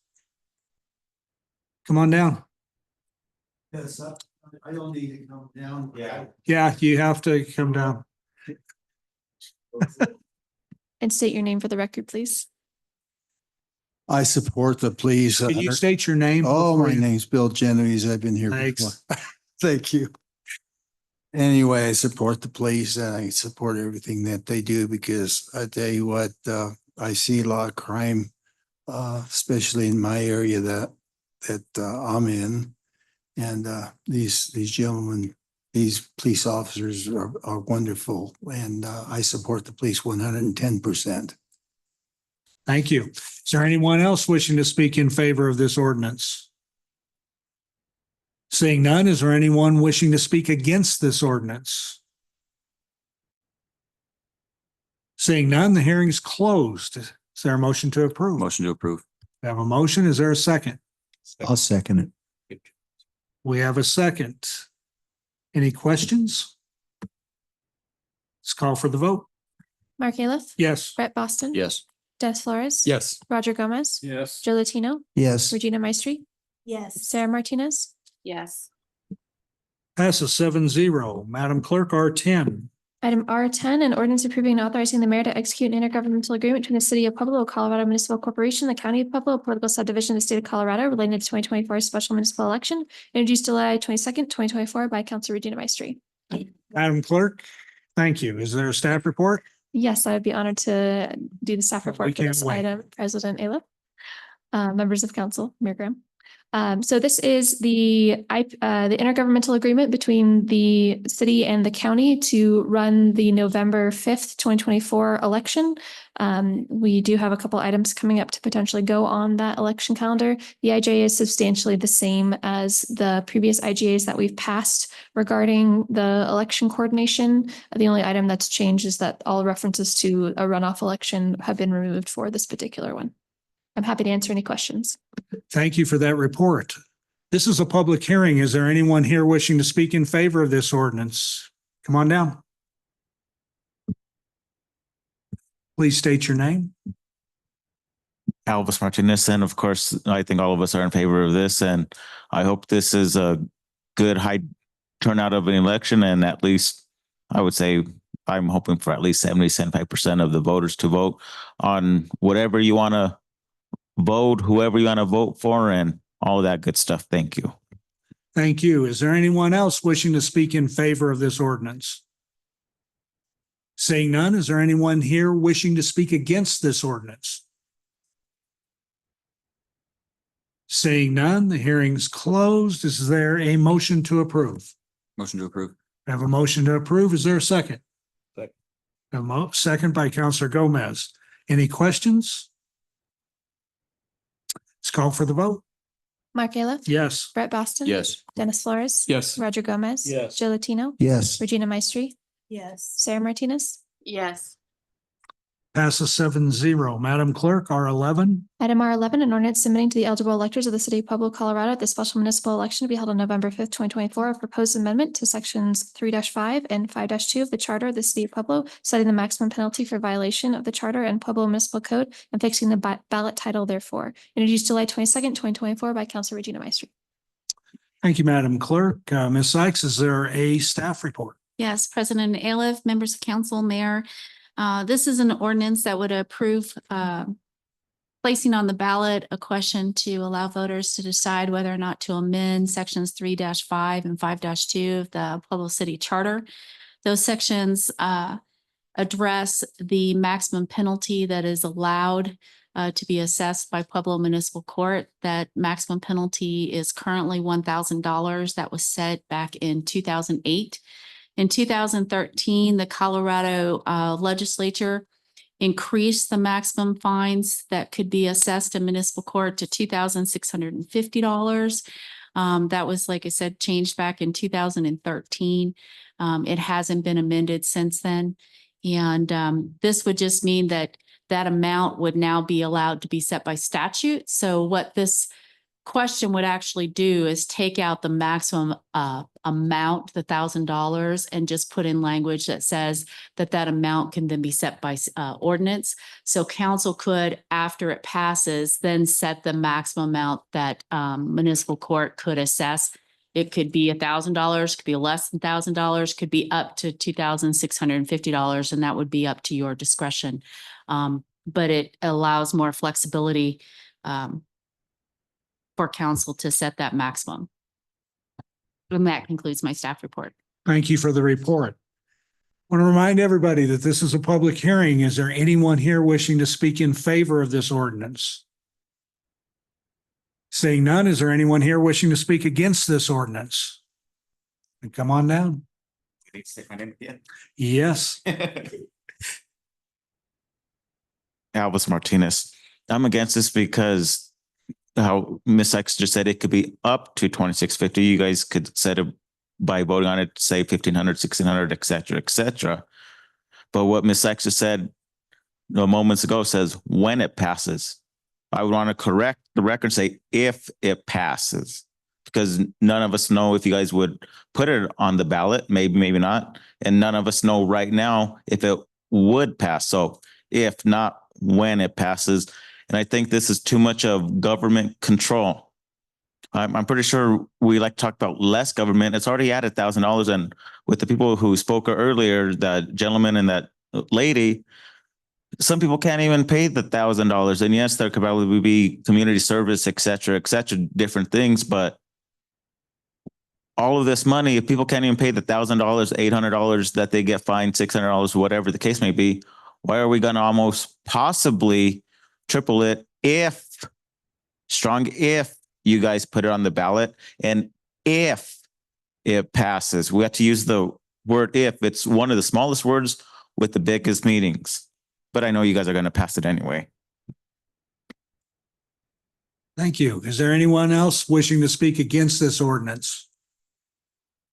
Seeing none, the hearing's closed. Is there a motion to approve? Motion approved. Is there a second? Second. Any questions?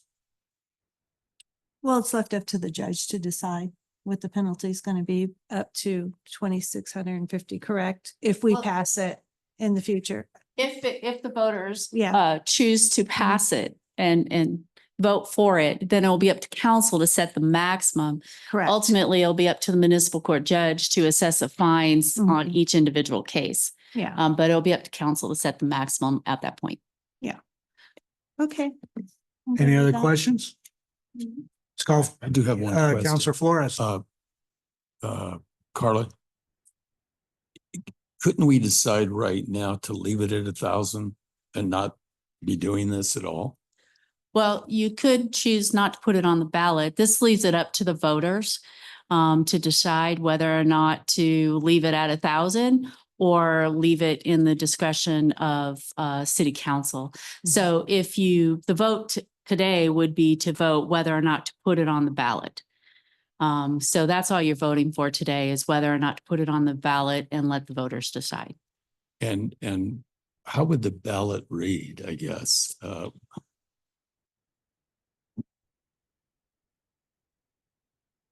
So the ballot question is in the ordinance, and it reads, sections 3-5 and 5-2 of the Charter of the City of Pueblo be amended to update the charter to allow city council to set by ordinance the maximum penalty to be imposed by municipal court consistent with Colorado revised statutes.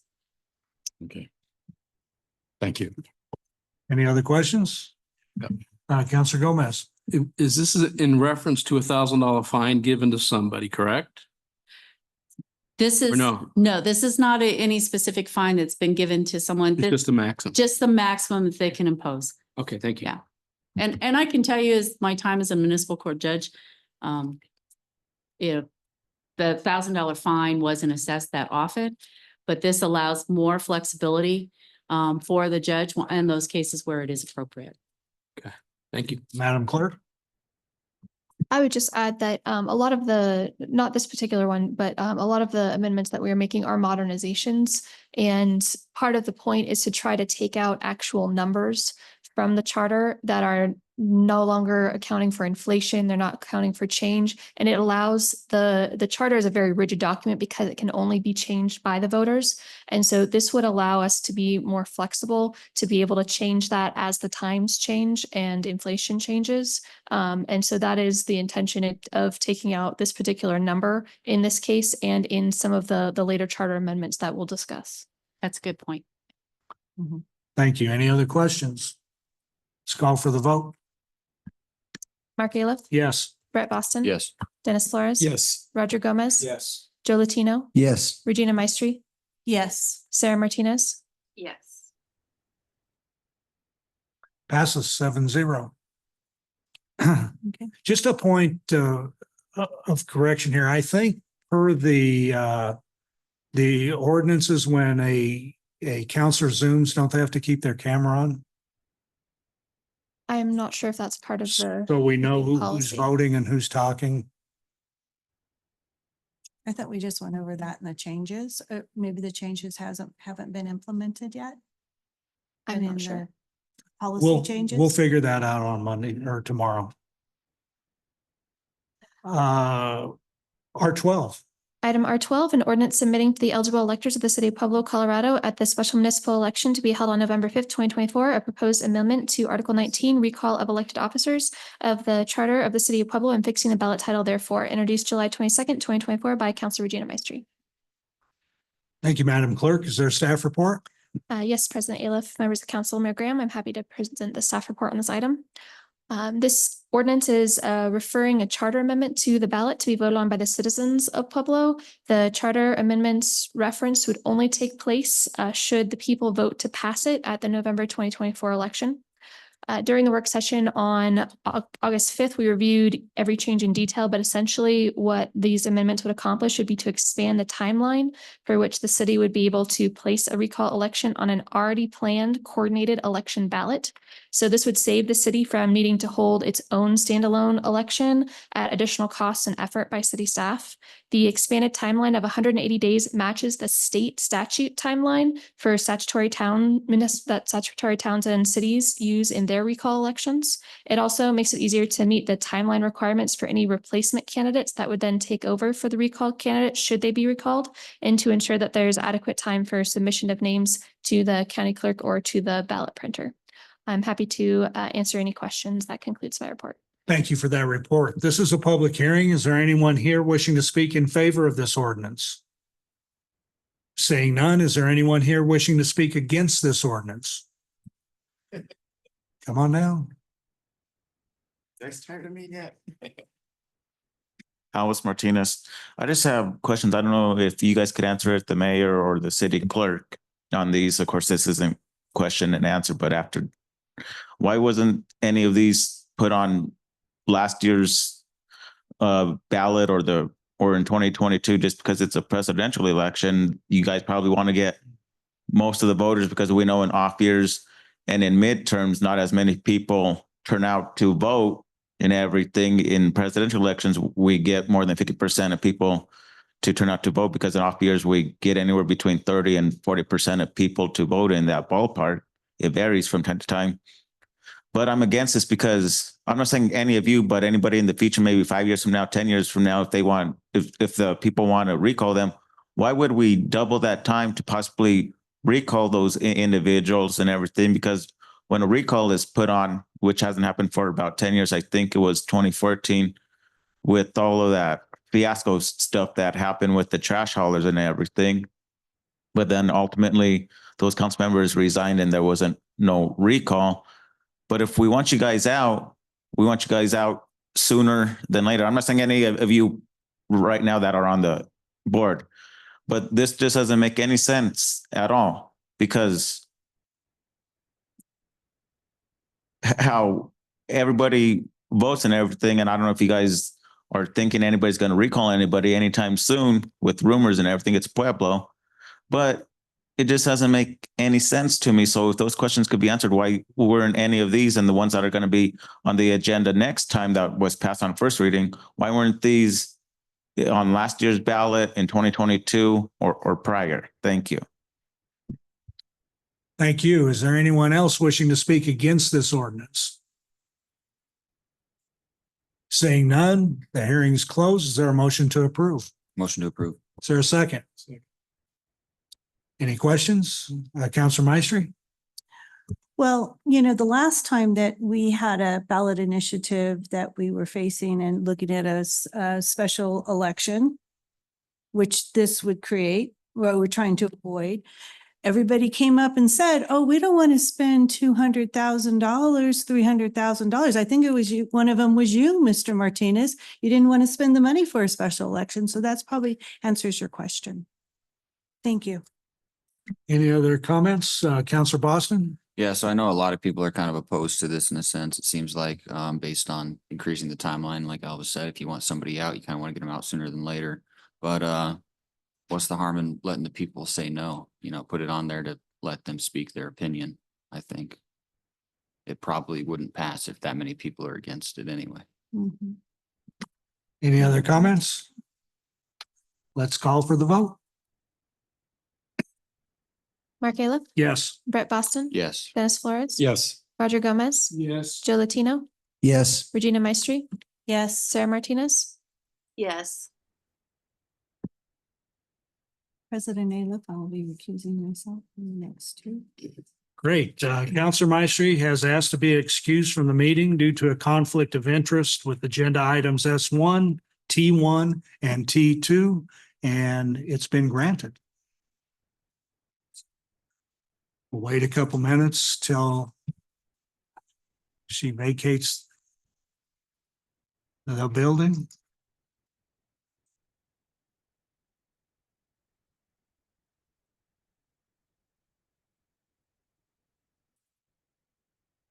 Madam Clerk, S1. Item S1, a resolution approving contract amendment number 1 in the amount of $348,291.26 to Pashco Roofing, Inc., DBA Colorado Front Range Roofing for project number 23-100R, roof replacement, street maintenance facility rebid, and authorizing the purchasing agent to execute same. Thank you, Madam Clerk. Mr. Hayes, you have a staff report? Mr. President, members of council, the resolution before you approves an amendment to a contract for expanding the scope of services on a roofing contract for the streets maintenance facility located on D Street. We're doing some work that was taking care of both the streets side and the wastewater collections portion of the building. And we expanded the scope here to include the rest of the building so that we've got a complete job that is going to be dried in and make sure that building is ready to go for years to come. That concludes my staff report, and I'll take any questions you have about the job. Thank you for that report. I do believe we had an individual who'd like to speak on this item. Yes, we have Elvis Martinez signed up.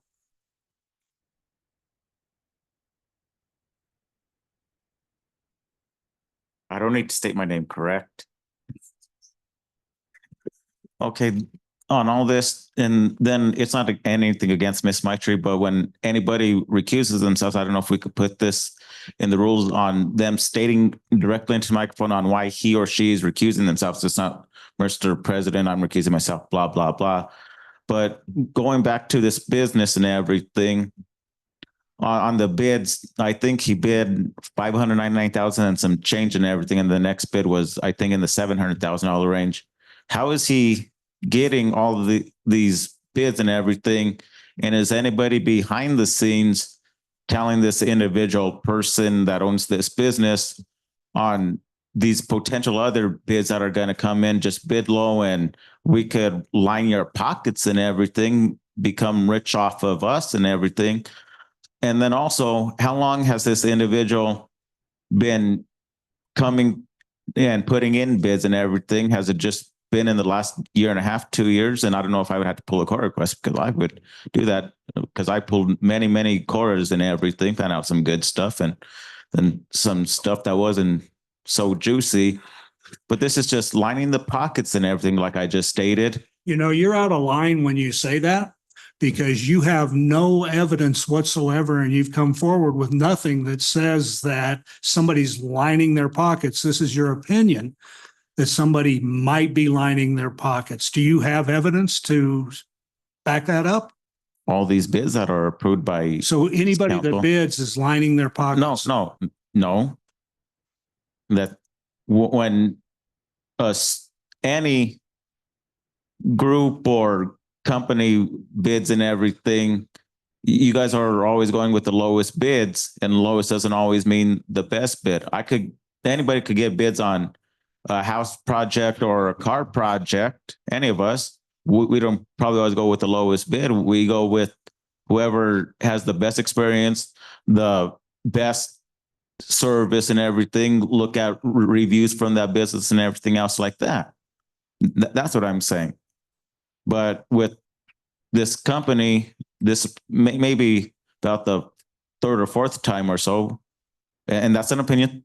I said that right there. Maybe it's 2 times, but these bids from the same person over and over and over. And what's the process on how any companies, rather be for asphalt, roofing, or anything, how does the bids go out, and what's the process in with whoever is looking at the bids to say, let's pick Joe Schmo's company because he bid 100,000, and then the next person bid, say 140,000 off of this other business for, like I said, whether it be asphalt, roofing, or et cetera, when they come to the city and bid on the different things you guys vote on. Thank you.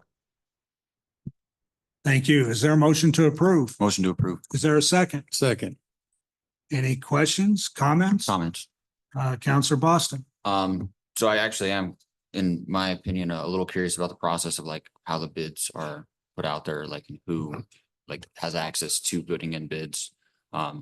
Just curious, like, not that it matters in my opinion, but I have seen like some companies get like repeat offers or like, put on here multiple times. So what is the process when those bids become open? Can anybody put a bid in? Let me just talk to it in general. There are different types of solicitations that go out, RFPs, requests for proposals that come out, and we do receive bids, hard bids in some cases. Sometimes we're receiving proposals. The proposals that do come back are submitted directly to purchasing through an electronic system. They are reviewed by typically a committee of folks for the proposals, for their technical considerations that are reviewed as part of an award. Where we're talking about bids, bids are generally made to the lowest responsible bidder. So even if you have the low bid, it doesn't necessarily mean you're the winner if you haven't submitted other required submittals. There's a whole bunch of checks that purchasing goes through at the time that they receive those bids. There's a whole lot of work that does go in up front also in making sure the offers can make responsible bids or responsive bids. So we work very hard to make sure that scopes of work that we provide for our contracting community to respond to are complete, thorough. We're describing exactly what we want to have. That we're providing flexibility in awards so that if there are changes in the scope of work, we've got bid unit pricing so that we can have fair prices that are competitively let rather than going into sole source negotiations for change orders or amendments later. So there's a number of processes there to protect the public interest. And I will reiterate that those bid openings are public. So they are available if you are interested in finding out about a bid opening. You're welcome to attend those. They are held typically at the purchasing department, but they are definitely open to the public if they are interested in attending. Okay. It's one of the most interesting processes if you've never been in it. So, and then also, and just to this specific one, I can attest that from outside of city organizations, I know other people that have had work done by this certain entity, and they have nothing but good things to say. And just because somebody offers a low price doesn't necessarily mean that they do shoddy work. So, and if I could also, typically we've had a pretty high response rate lately from contractors. There have been times where we receive no bids on things, and so we have to go back and resolicit or change our scope to make it more appropriate for the contractor community that's out there. But again, if every single one of these, there is a bid sheet that summarizes the bids that have come in.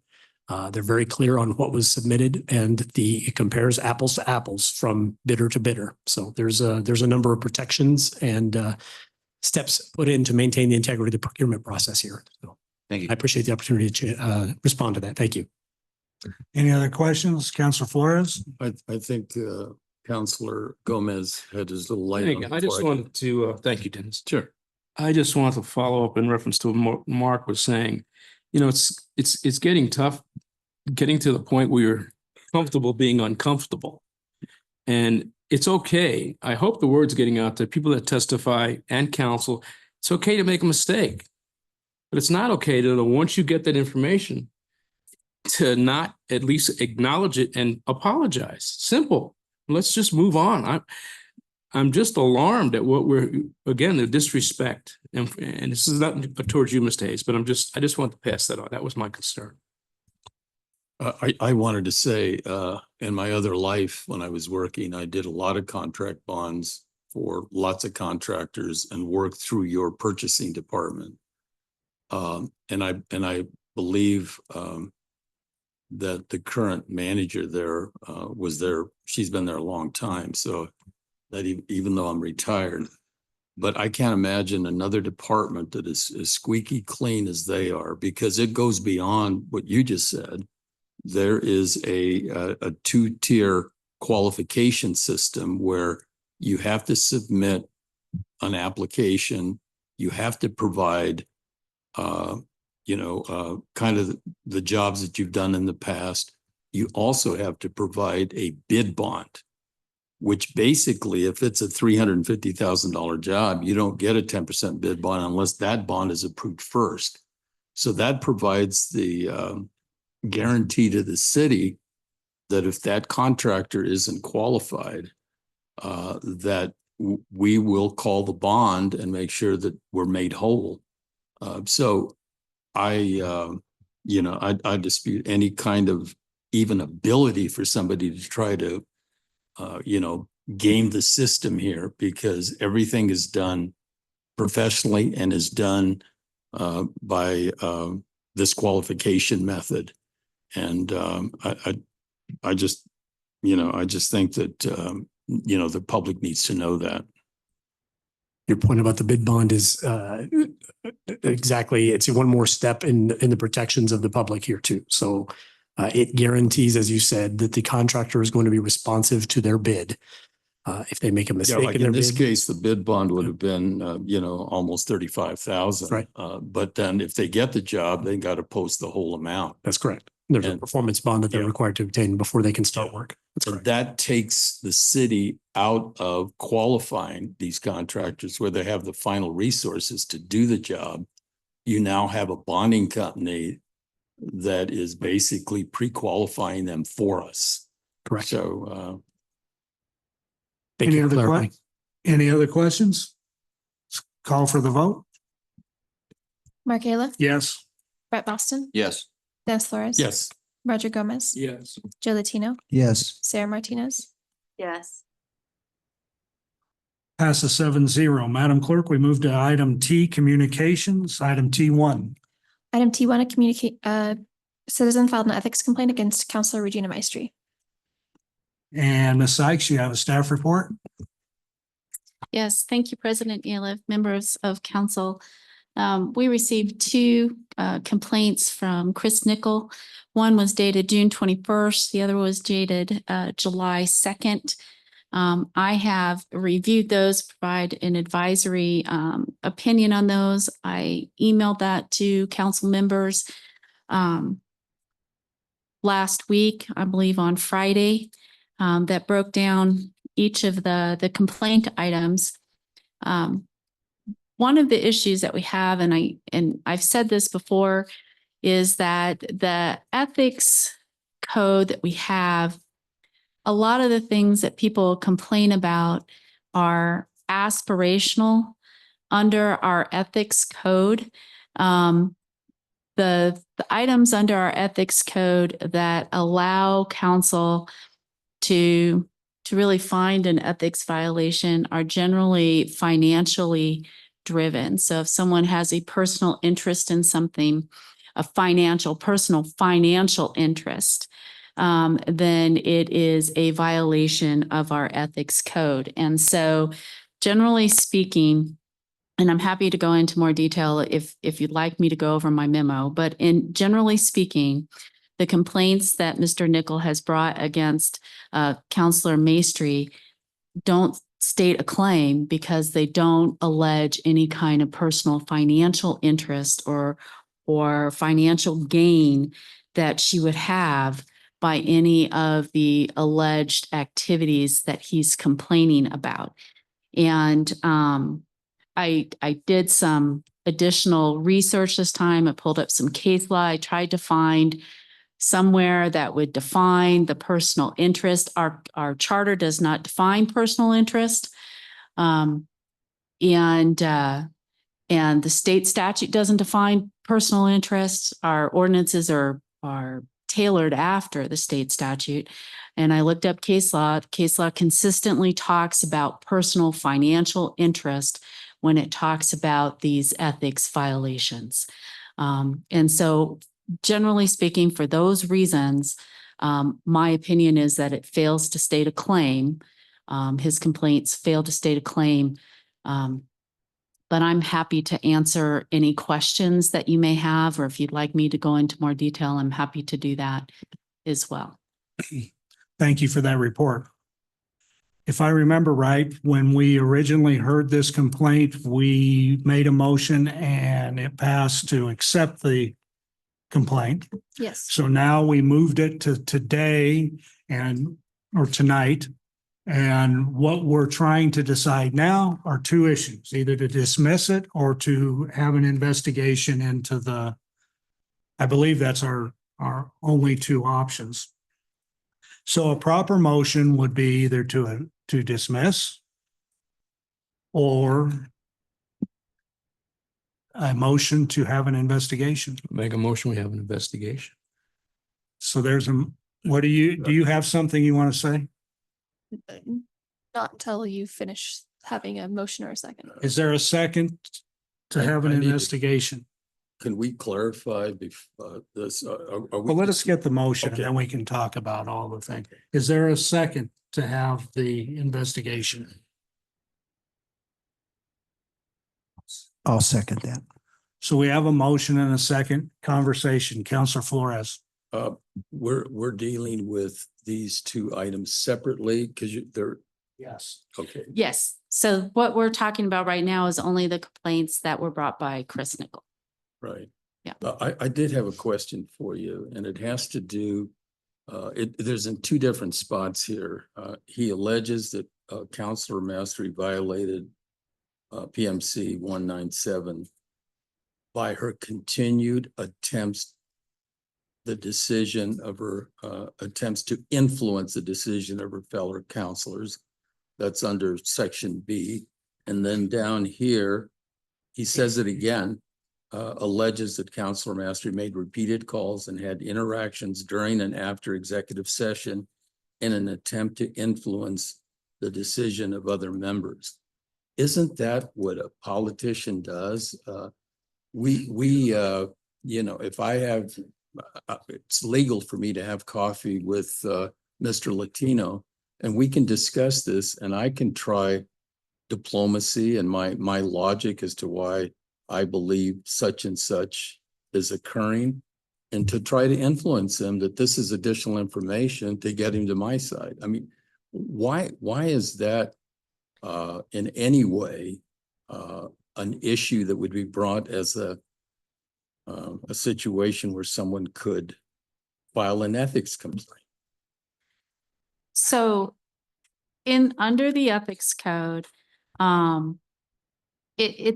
you should not try to influence members of city council to vote in your favor if you have a personal or private interest. And so that's the part that fails to state a claim, because you can influence, you guys do that all the time when you guys talk to one another about pending legislation or policies, anything else that you guys want to do. But it's when you have a personal or private interest in that issue that it becomes a problem. And I know as a lay perspective, a personal interest, she was requesting to change seats. That was the intended purpose, but there's no financial interest in that. At least I haven't seen any financial interest. You guys get paid the same, whether you're at a large member or you're at representing a particular district. There has been nothing in these complaints that has alleged that she had a personal financial interest or financial gain that she was going to get from that. And so that's where it fails. And where do we benefit in sending this on to somebody else to investigate? What would they investigate? It doesn't seem like there's anything to investigate here. You know, that's up for council. I don't know what they would investigate. I mean, the facts are pretty much undisputed. So it would be up to you. I mean, they would talk to people and figure out the timeline and figure out what happened, I suppose, and then make a decision. But reading the case law and reading the charter, it's clear that it talks about a financial interest. And in this one, he has not alleged that there was any personal financial interest or personal financial gain. Are you good? Yes, that's it. Counselor Gomez? Well, it seems that may be clear to you, but I'm just wondering if it seems what you're doing now is testifying like we were having an investigation. I don't think that's what we're putting the cart before the horse again. And I'm concerned about this process.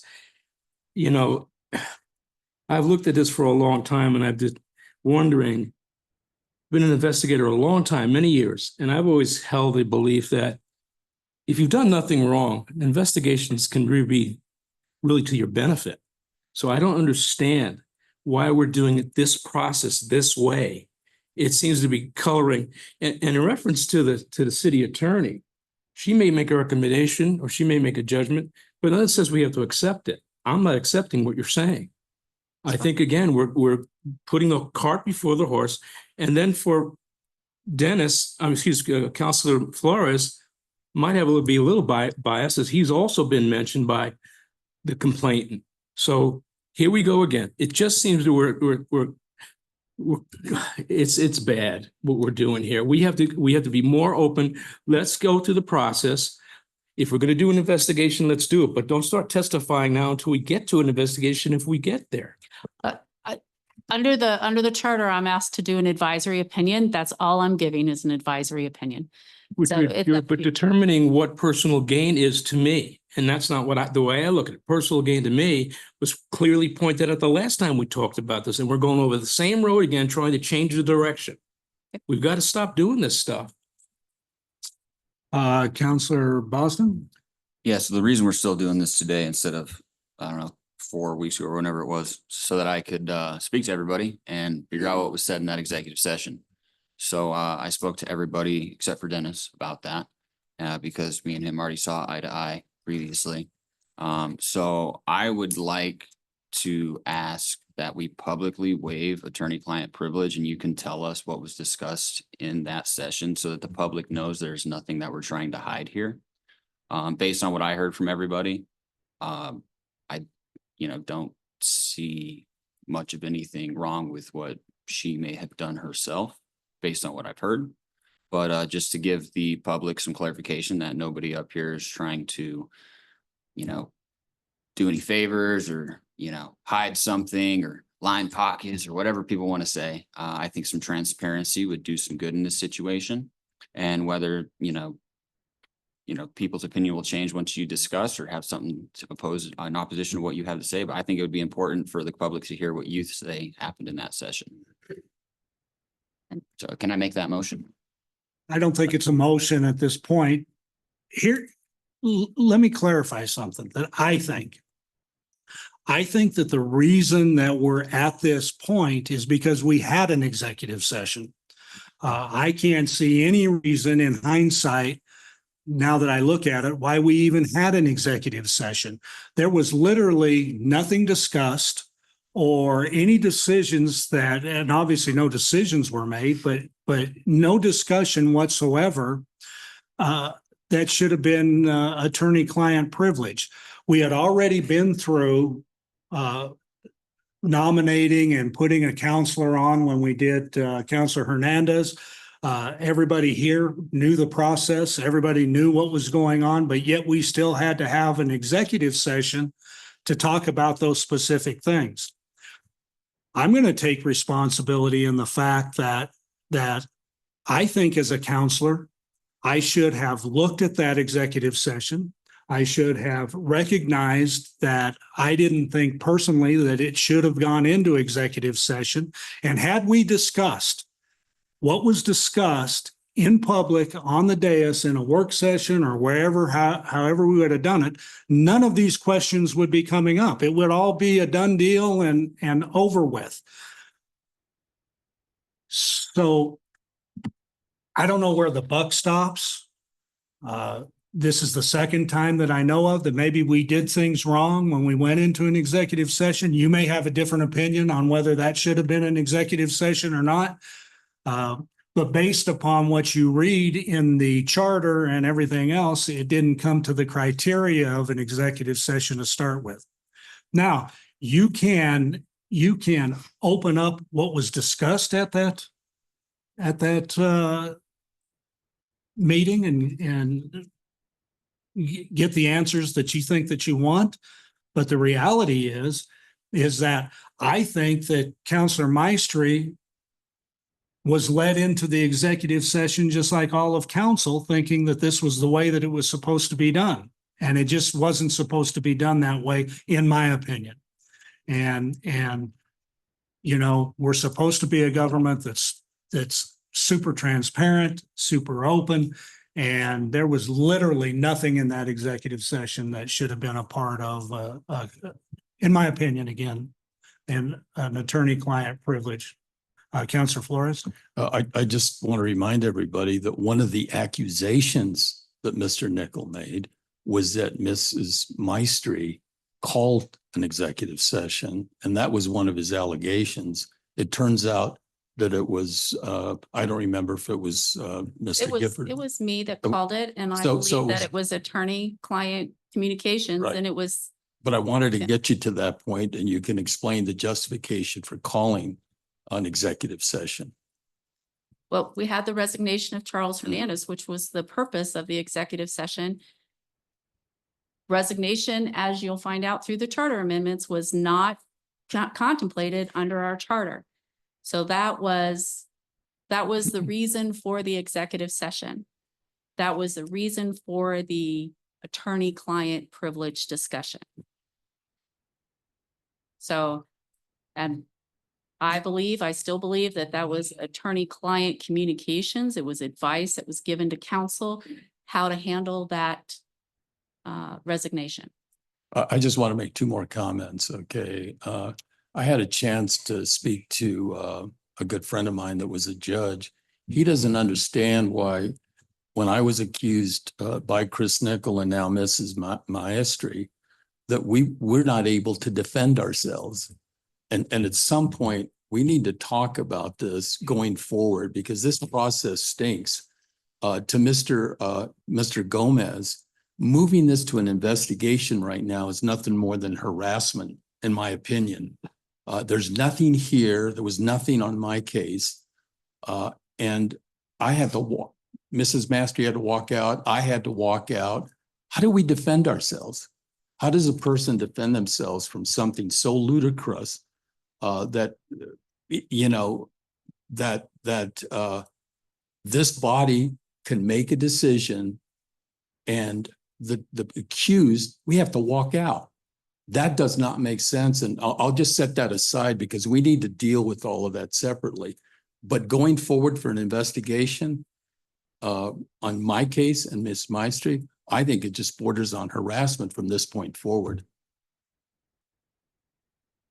Well, I think that the process is set out pretty clear, that the complaint comes forward and city council listens to the city attorney on whether there was a claim, and that a valid claim, and whether it should move forward. 100% of the time since I've been on council, it's been dismissed. There was no reason to defend yourself from something that had no merit. So if an investigation ever did get ordered on anything, obviously everybody would get listened to by whoever was investigating, even the accused. And we always have to remember that it's not ludicrous when an individual makes a claim or files a complaint against an individual counselor, because they feel that they were aggrieved. And again, this is their avenue for filing their grievance. And I don't know how you change that, and I don't know why you would want to change that, because it seems to work. I don't think an investigation will solve anything. I don't think that it will change anything. And I'm ready to listen. Yeah, first of all, I believe you did have a chance to defend yourself, Councilor Flores.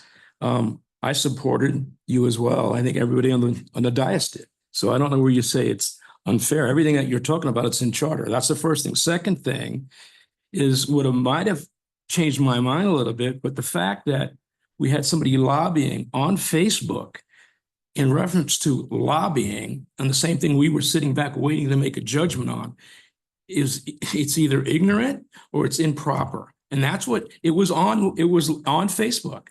And I'm just saying, it blew my mind. If we're going to talk about personal gain and all these other things you're throwing out, I don't understand the process that we're utilizing either, but I still doesn't think it says to the public is going to have any faith in us from hearing 4 different ethic complaints, and we always make the same decision. I just think for me, if you have an ethics complaint against me, I'll stand up and demand an investigation. I got nothing to hide. And if you've done nothing wrong, that's the way I think most people should feel. But right now that we're doing it, it seems backwards to me. I want to remind you, I didn't get to say a word. So, you know, I don't know why. I read everything. No, but I didn't get to refute any of that. I didn't get to write anything and give to you. And that might have been a good thing. But you could in an investigation. Right. Yes. But it's That's- got to rise to the level of a complaint. And in both of these cases, it doesn't rise to that level. Well, we have a And nobody- motion. Yeah. We have a motion to, Counselor Martinez, do you have anything to say?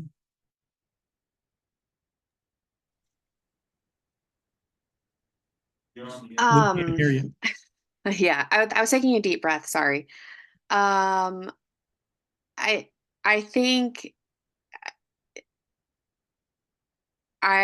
two things. One, that I'm concerned, I think that we need to trust our city staff, and I'm certainly not a lawyer. I would feel so incredibly uncomfortable trying to recite any sort of protocol, procedure, or anything like that related to laws or procedures. That's exactly why we have really highly trained, well qualified, highly paid staff to give us direction. And so, when our city attorney is advising us, I think that we need to trust them. And I think part of the executive session, as we all know, is that if we have any issues with what's being talked about in executive session, we have the prerogative, we have the responsibility during that executive session to say something. And so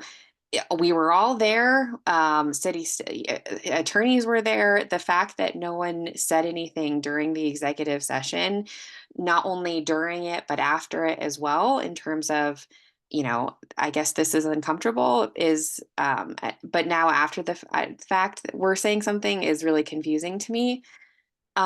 It's, also, I'm extraordinarily uncomfortable to echo what Carla said a month ago, that fellow counselors are alleged to be leaking stuff that we talk about in executive session, because it's supposed to be confidential, and we're really supposed to uphold that confidentiality. And so I don't know what needs to happen with accountability there. Because my expectation is that we don't share what happens in executive session. And I think that trust was broken. So I don't know what needs to happen there.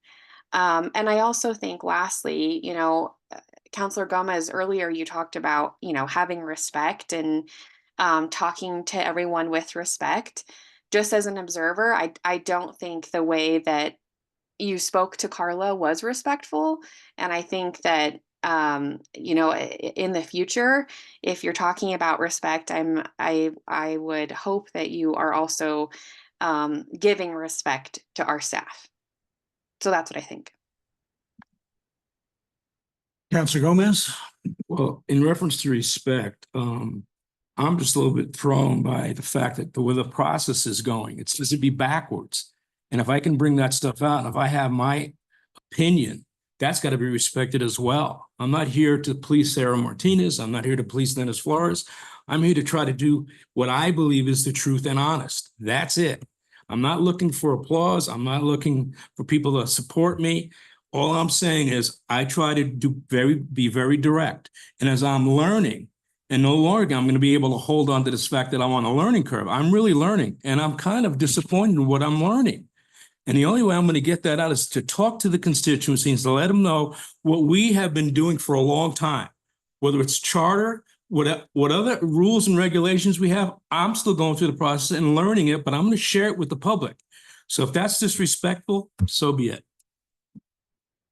Madam Clerk, you had something you wanted to add? Yes, there's just one item that I wanted to address in terms of this vote. If you do vote to investigate, then obviously there would be an investigation. If you vote to not investigate, there's no need to dismiss the complaint after. The action is either there will be an investigation or there will not. So we need a new motion? No, but you do not need if you choose not to investigate, you do not need a second motion to dismiss. Perfect, I get it. Thank you. Is there any other comments or questions? Let's call for the vote.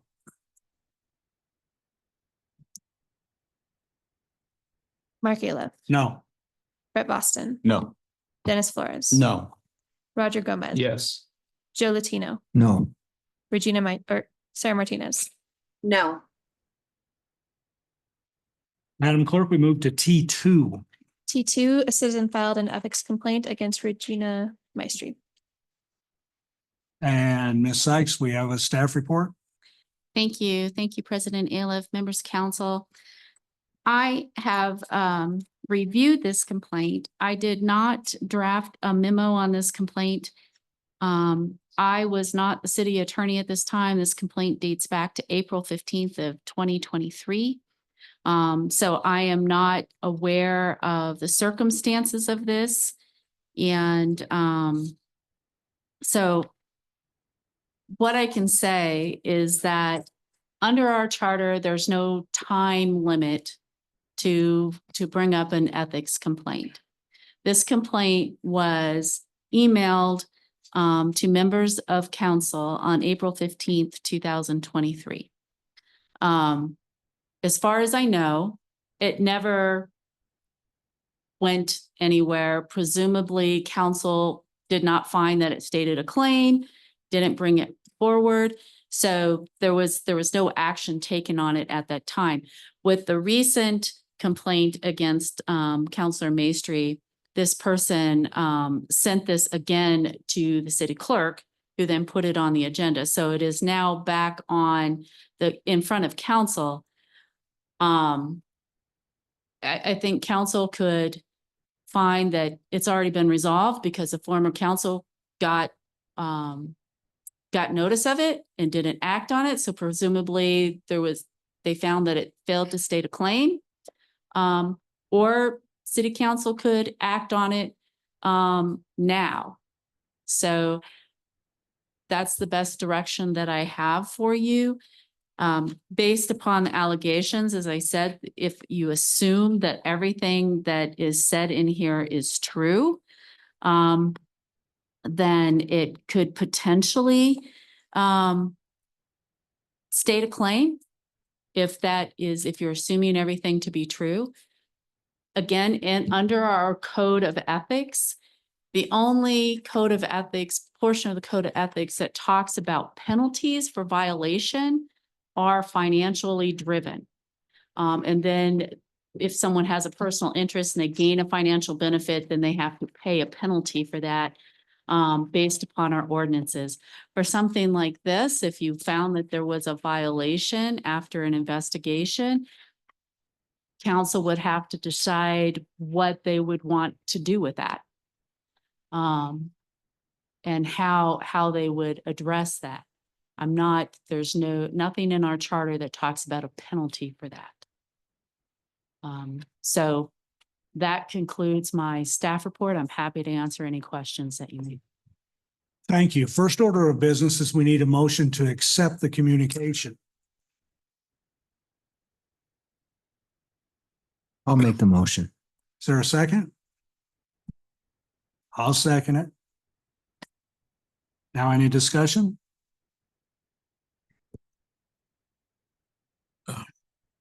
Councilor Gomez? I'm not sure how much it matters anymore at this point. That's my opinion and I'm entitled to it. I'm just wondering that, again, people viewing this, what their remarks are going to be. And I think it's going to fall on this council to face the truth and face the accusations that are going to come, surely. So for what it's worth. Councilor Martinez, you had some comments on this. I guess I'm a little confused, Carla. You're saying that council received this last year? So based upon the copy of the email that I have, it was emailed to members of council last year on April 15th, 2023. But my understanding, there was only 3 people on council at that time that are still on council right now, or I guess 4 if you include Councilor Maestri. So, but it was sent to members of council. I don't know what happened to it from that point. And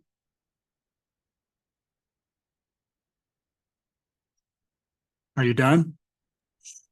Yeah, I'm just trying to think. First of all, 1 month right now feels like 40 years to me. So thinking about last year or 2 years ago, I don't remember ever seeing this or even discussing it on council. So I guess I'm just a little confused when I hear Carla say that, we received it and it didn't go forward. And maybe that's because there was no formal ethics complaint written and that's why it was never discussed. But I don't ever, I guess, remember acknowledging it or having any formal communication about it or even just seeing it. So. well, and I can tell you that I spoke with Ms. Stoller today and she doesn't remember ever receiving it in April of last year. So it was never filed with the clerk's office that I know of. And I should say that it says here that it was sent to you guys on April 15th. I can't say that you guys actually received it. So all I know is that it was an email addressed to members of council at the time. So. Well, the issue at hand is that the complaint says that Counselor Maestri shared executive session information. The only 2 people that are here that were on that council at the time were Counselor Flores and Counselor Martinez and Mayor Graham. So there's only, I think that the 4 of us literally have to rely on whether you recollect that information was privileged information that was shared with a third party and how we should proceed. I don't remember. I don't remember this situation at all. And the question now is, why are we dealing with something, I guess, that is that old? And can he now be presenting it now that he wants that complaint to be heard today? Wouldn't we have to, it's very, I don't understand the mechanics here of dealing with something that didn't exist back in 2023. That's my problem right now. It had to have stopped somewhere within a channel that did not get to city council. I apologize, I can't speak to that. All I know is that Was Mr. Hippolyte the attorney at that point? it was Dan. Because I really honestly, I'm like Sarah, I don't recollect. It was right around the time that the city was dealing with the signatures on the petition. Because that was the information that was allegedly told. Mayor Graham, do you remember this situation? Yeah, I could tell you exactly when it was. I had to call a special meeting and we went to Nick's office and we discussed, but there is a third party here who's making the complaint that it was Counselor Maestri that she heard this from. And I believe her name was Judalon Smith. Is that correct? That's where this is coming from? On a Nextdoor app that she posted saying that Counselor Maestri had essentially told her all of the information in the executive session. And I think that that's why it never went anywhere, because it was a third party who posted on Nextdoor. So that the complaint is coming from Kay Stark. But the information was posted and the only thing that it shows on here is a Muddlin Rose. So that's the only information I have. And Mayor Graham may be right that may be why, because it has to be a verified complaint in order for council to hear it. And so it maybe that was it, that at the time, the person who made the post and made the accusations wasn't verifying the complaint. But that's the information I have. So it's the same thing here. So why is it on our agenda? Because in my understanding is Ms. Stark filed the complaint again just recently. Is that right, Ms. Stoller? Yes, I believe recently the conversation over this previous complaint was made, and the discussion about sharing information about executive session was brought up during that. And I believe that Ms. Stark was watching and wanted to share a situation where she believed that same item had happened. And that she had previously submitted to council but had never submitted to the city clerk's office. And so it was never officially submitted as an ethics complaint. It was just considered to council. I truly don't know what we're doing. So again, it's the same choices. The council has the option to, well, you have a motion on the table right now to accept the communication. Then after that, you have the ability to find that it fails to state a claim or that you'd like to investigate it. Those are your options. Council can choose to do whatever they like. But it's from April 2023. So it's ultimately up to you folks to decide. But you have to vote on the motion first to whether or not to accept the communication. Oh, we already did that. No, we have a motion, a second to accept the communication. We have not voted on that yet. Let's call for the action. Mark Caleb, Yes. Brett Boston. Yes. Dennis Flores. No. This is to accept the communication. No, okay. To accept the communication? No. Okay. I don't want this. Roger Gomez, Yes. Joe Latino, Yes. Sarah Martinez, Yes. passes Now 5-1. we'll entertain an option or a motion to dismiss, to investigate. I move to dismiss. Is there a second? Second. We have a motion and a second. Anybody want to talk about that? Yeah, at this point, I'm not sure if this should be considered a harassment. Every time we deal with an ethics complaint now, is that what this is going to end up as? I mean, I think the people that are watching this are probably in amazement how we're handling this stuff. And that's my opinion. Again, I think I'm entitled to it, but I'm not sure where we're going anymore. I mean, I don't know if it matters. I really don't. Council Flores? I've got an opinion too, and both of these complaints, they weren't worth the paper they were written on. And I'm in a position where I'd like to tell the public there has to be substance. It's like the expression, anybody can sue anybody in the United States. Anybody can bring an ethics complaint. I've been on this council 7 years. I've probably seen about 20 of them. None of them ever stuck for the same reasons you've indicated. Didn't state a claim. There was no monetary gain from any of them. And I count about 3 of us that have been filed. This is the first time in my 24 years in public office that anybody's ever even come close to alleging that I did anything unethical. And I'm really upset about it. And it may not mean much to Mr. Gomez. He's probably going to get an opportunity for someone to file a claim. Maybe we'll change his mind about it. But you know, when it's affecting, but it's, we're different. no, it's That doesn't because matter. there's a reason why, you do an investigation. Mhm. Okay, there's got to be evidence. You're calling it harassment. I think it is. At this point, we've got legal advice. We've got legal advice.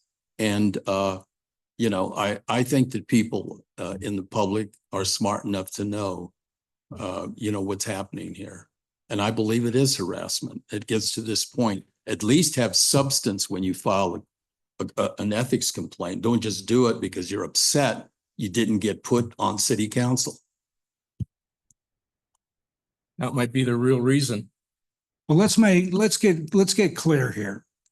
This complaint we're talking about wasn't filed by Chris Nickel. So I want to make sure you're aware of that you know that. Is there anybody else that has a question or a comment? Everybody's contemplated and good to go. Let's call for the vote. Vote on the motion to dismiss. Mark Aliff, Yes.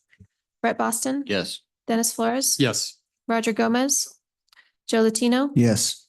Sarah Martinez. Yes. Motion passes 5-1. It passes 5-1. We're good. I want to remind everybody that if you are looking for a pet, please, please utilize our animal shelter, PAWS, or any of our local rescues. That's where you get a pet.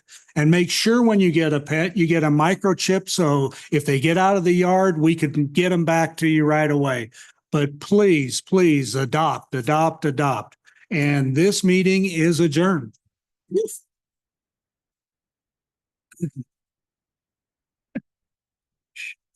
It's a great service, man. All right, are you kidding me?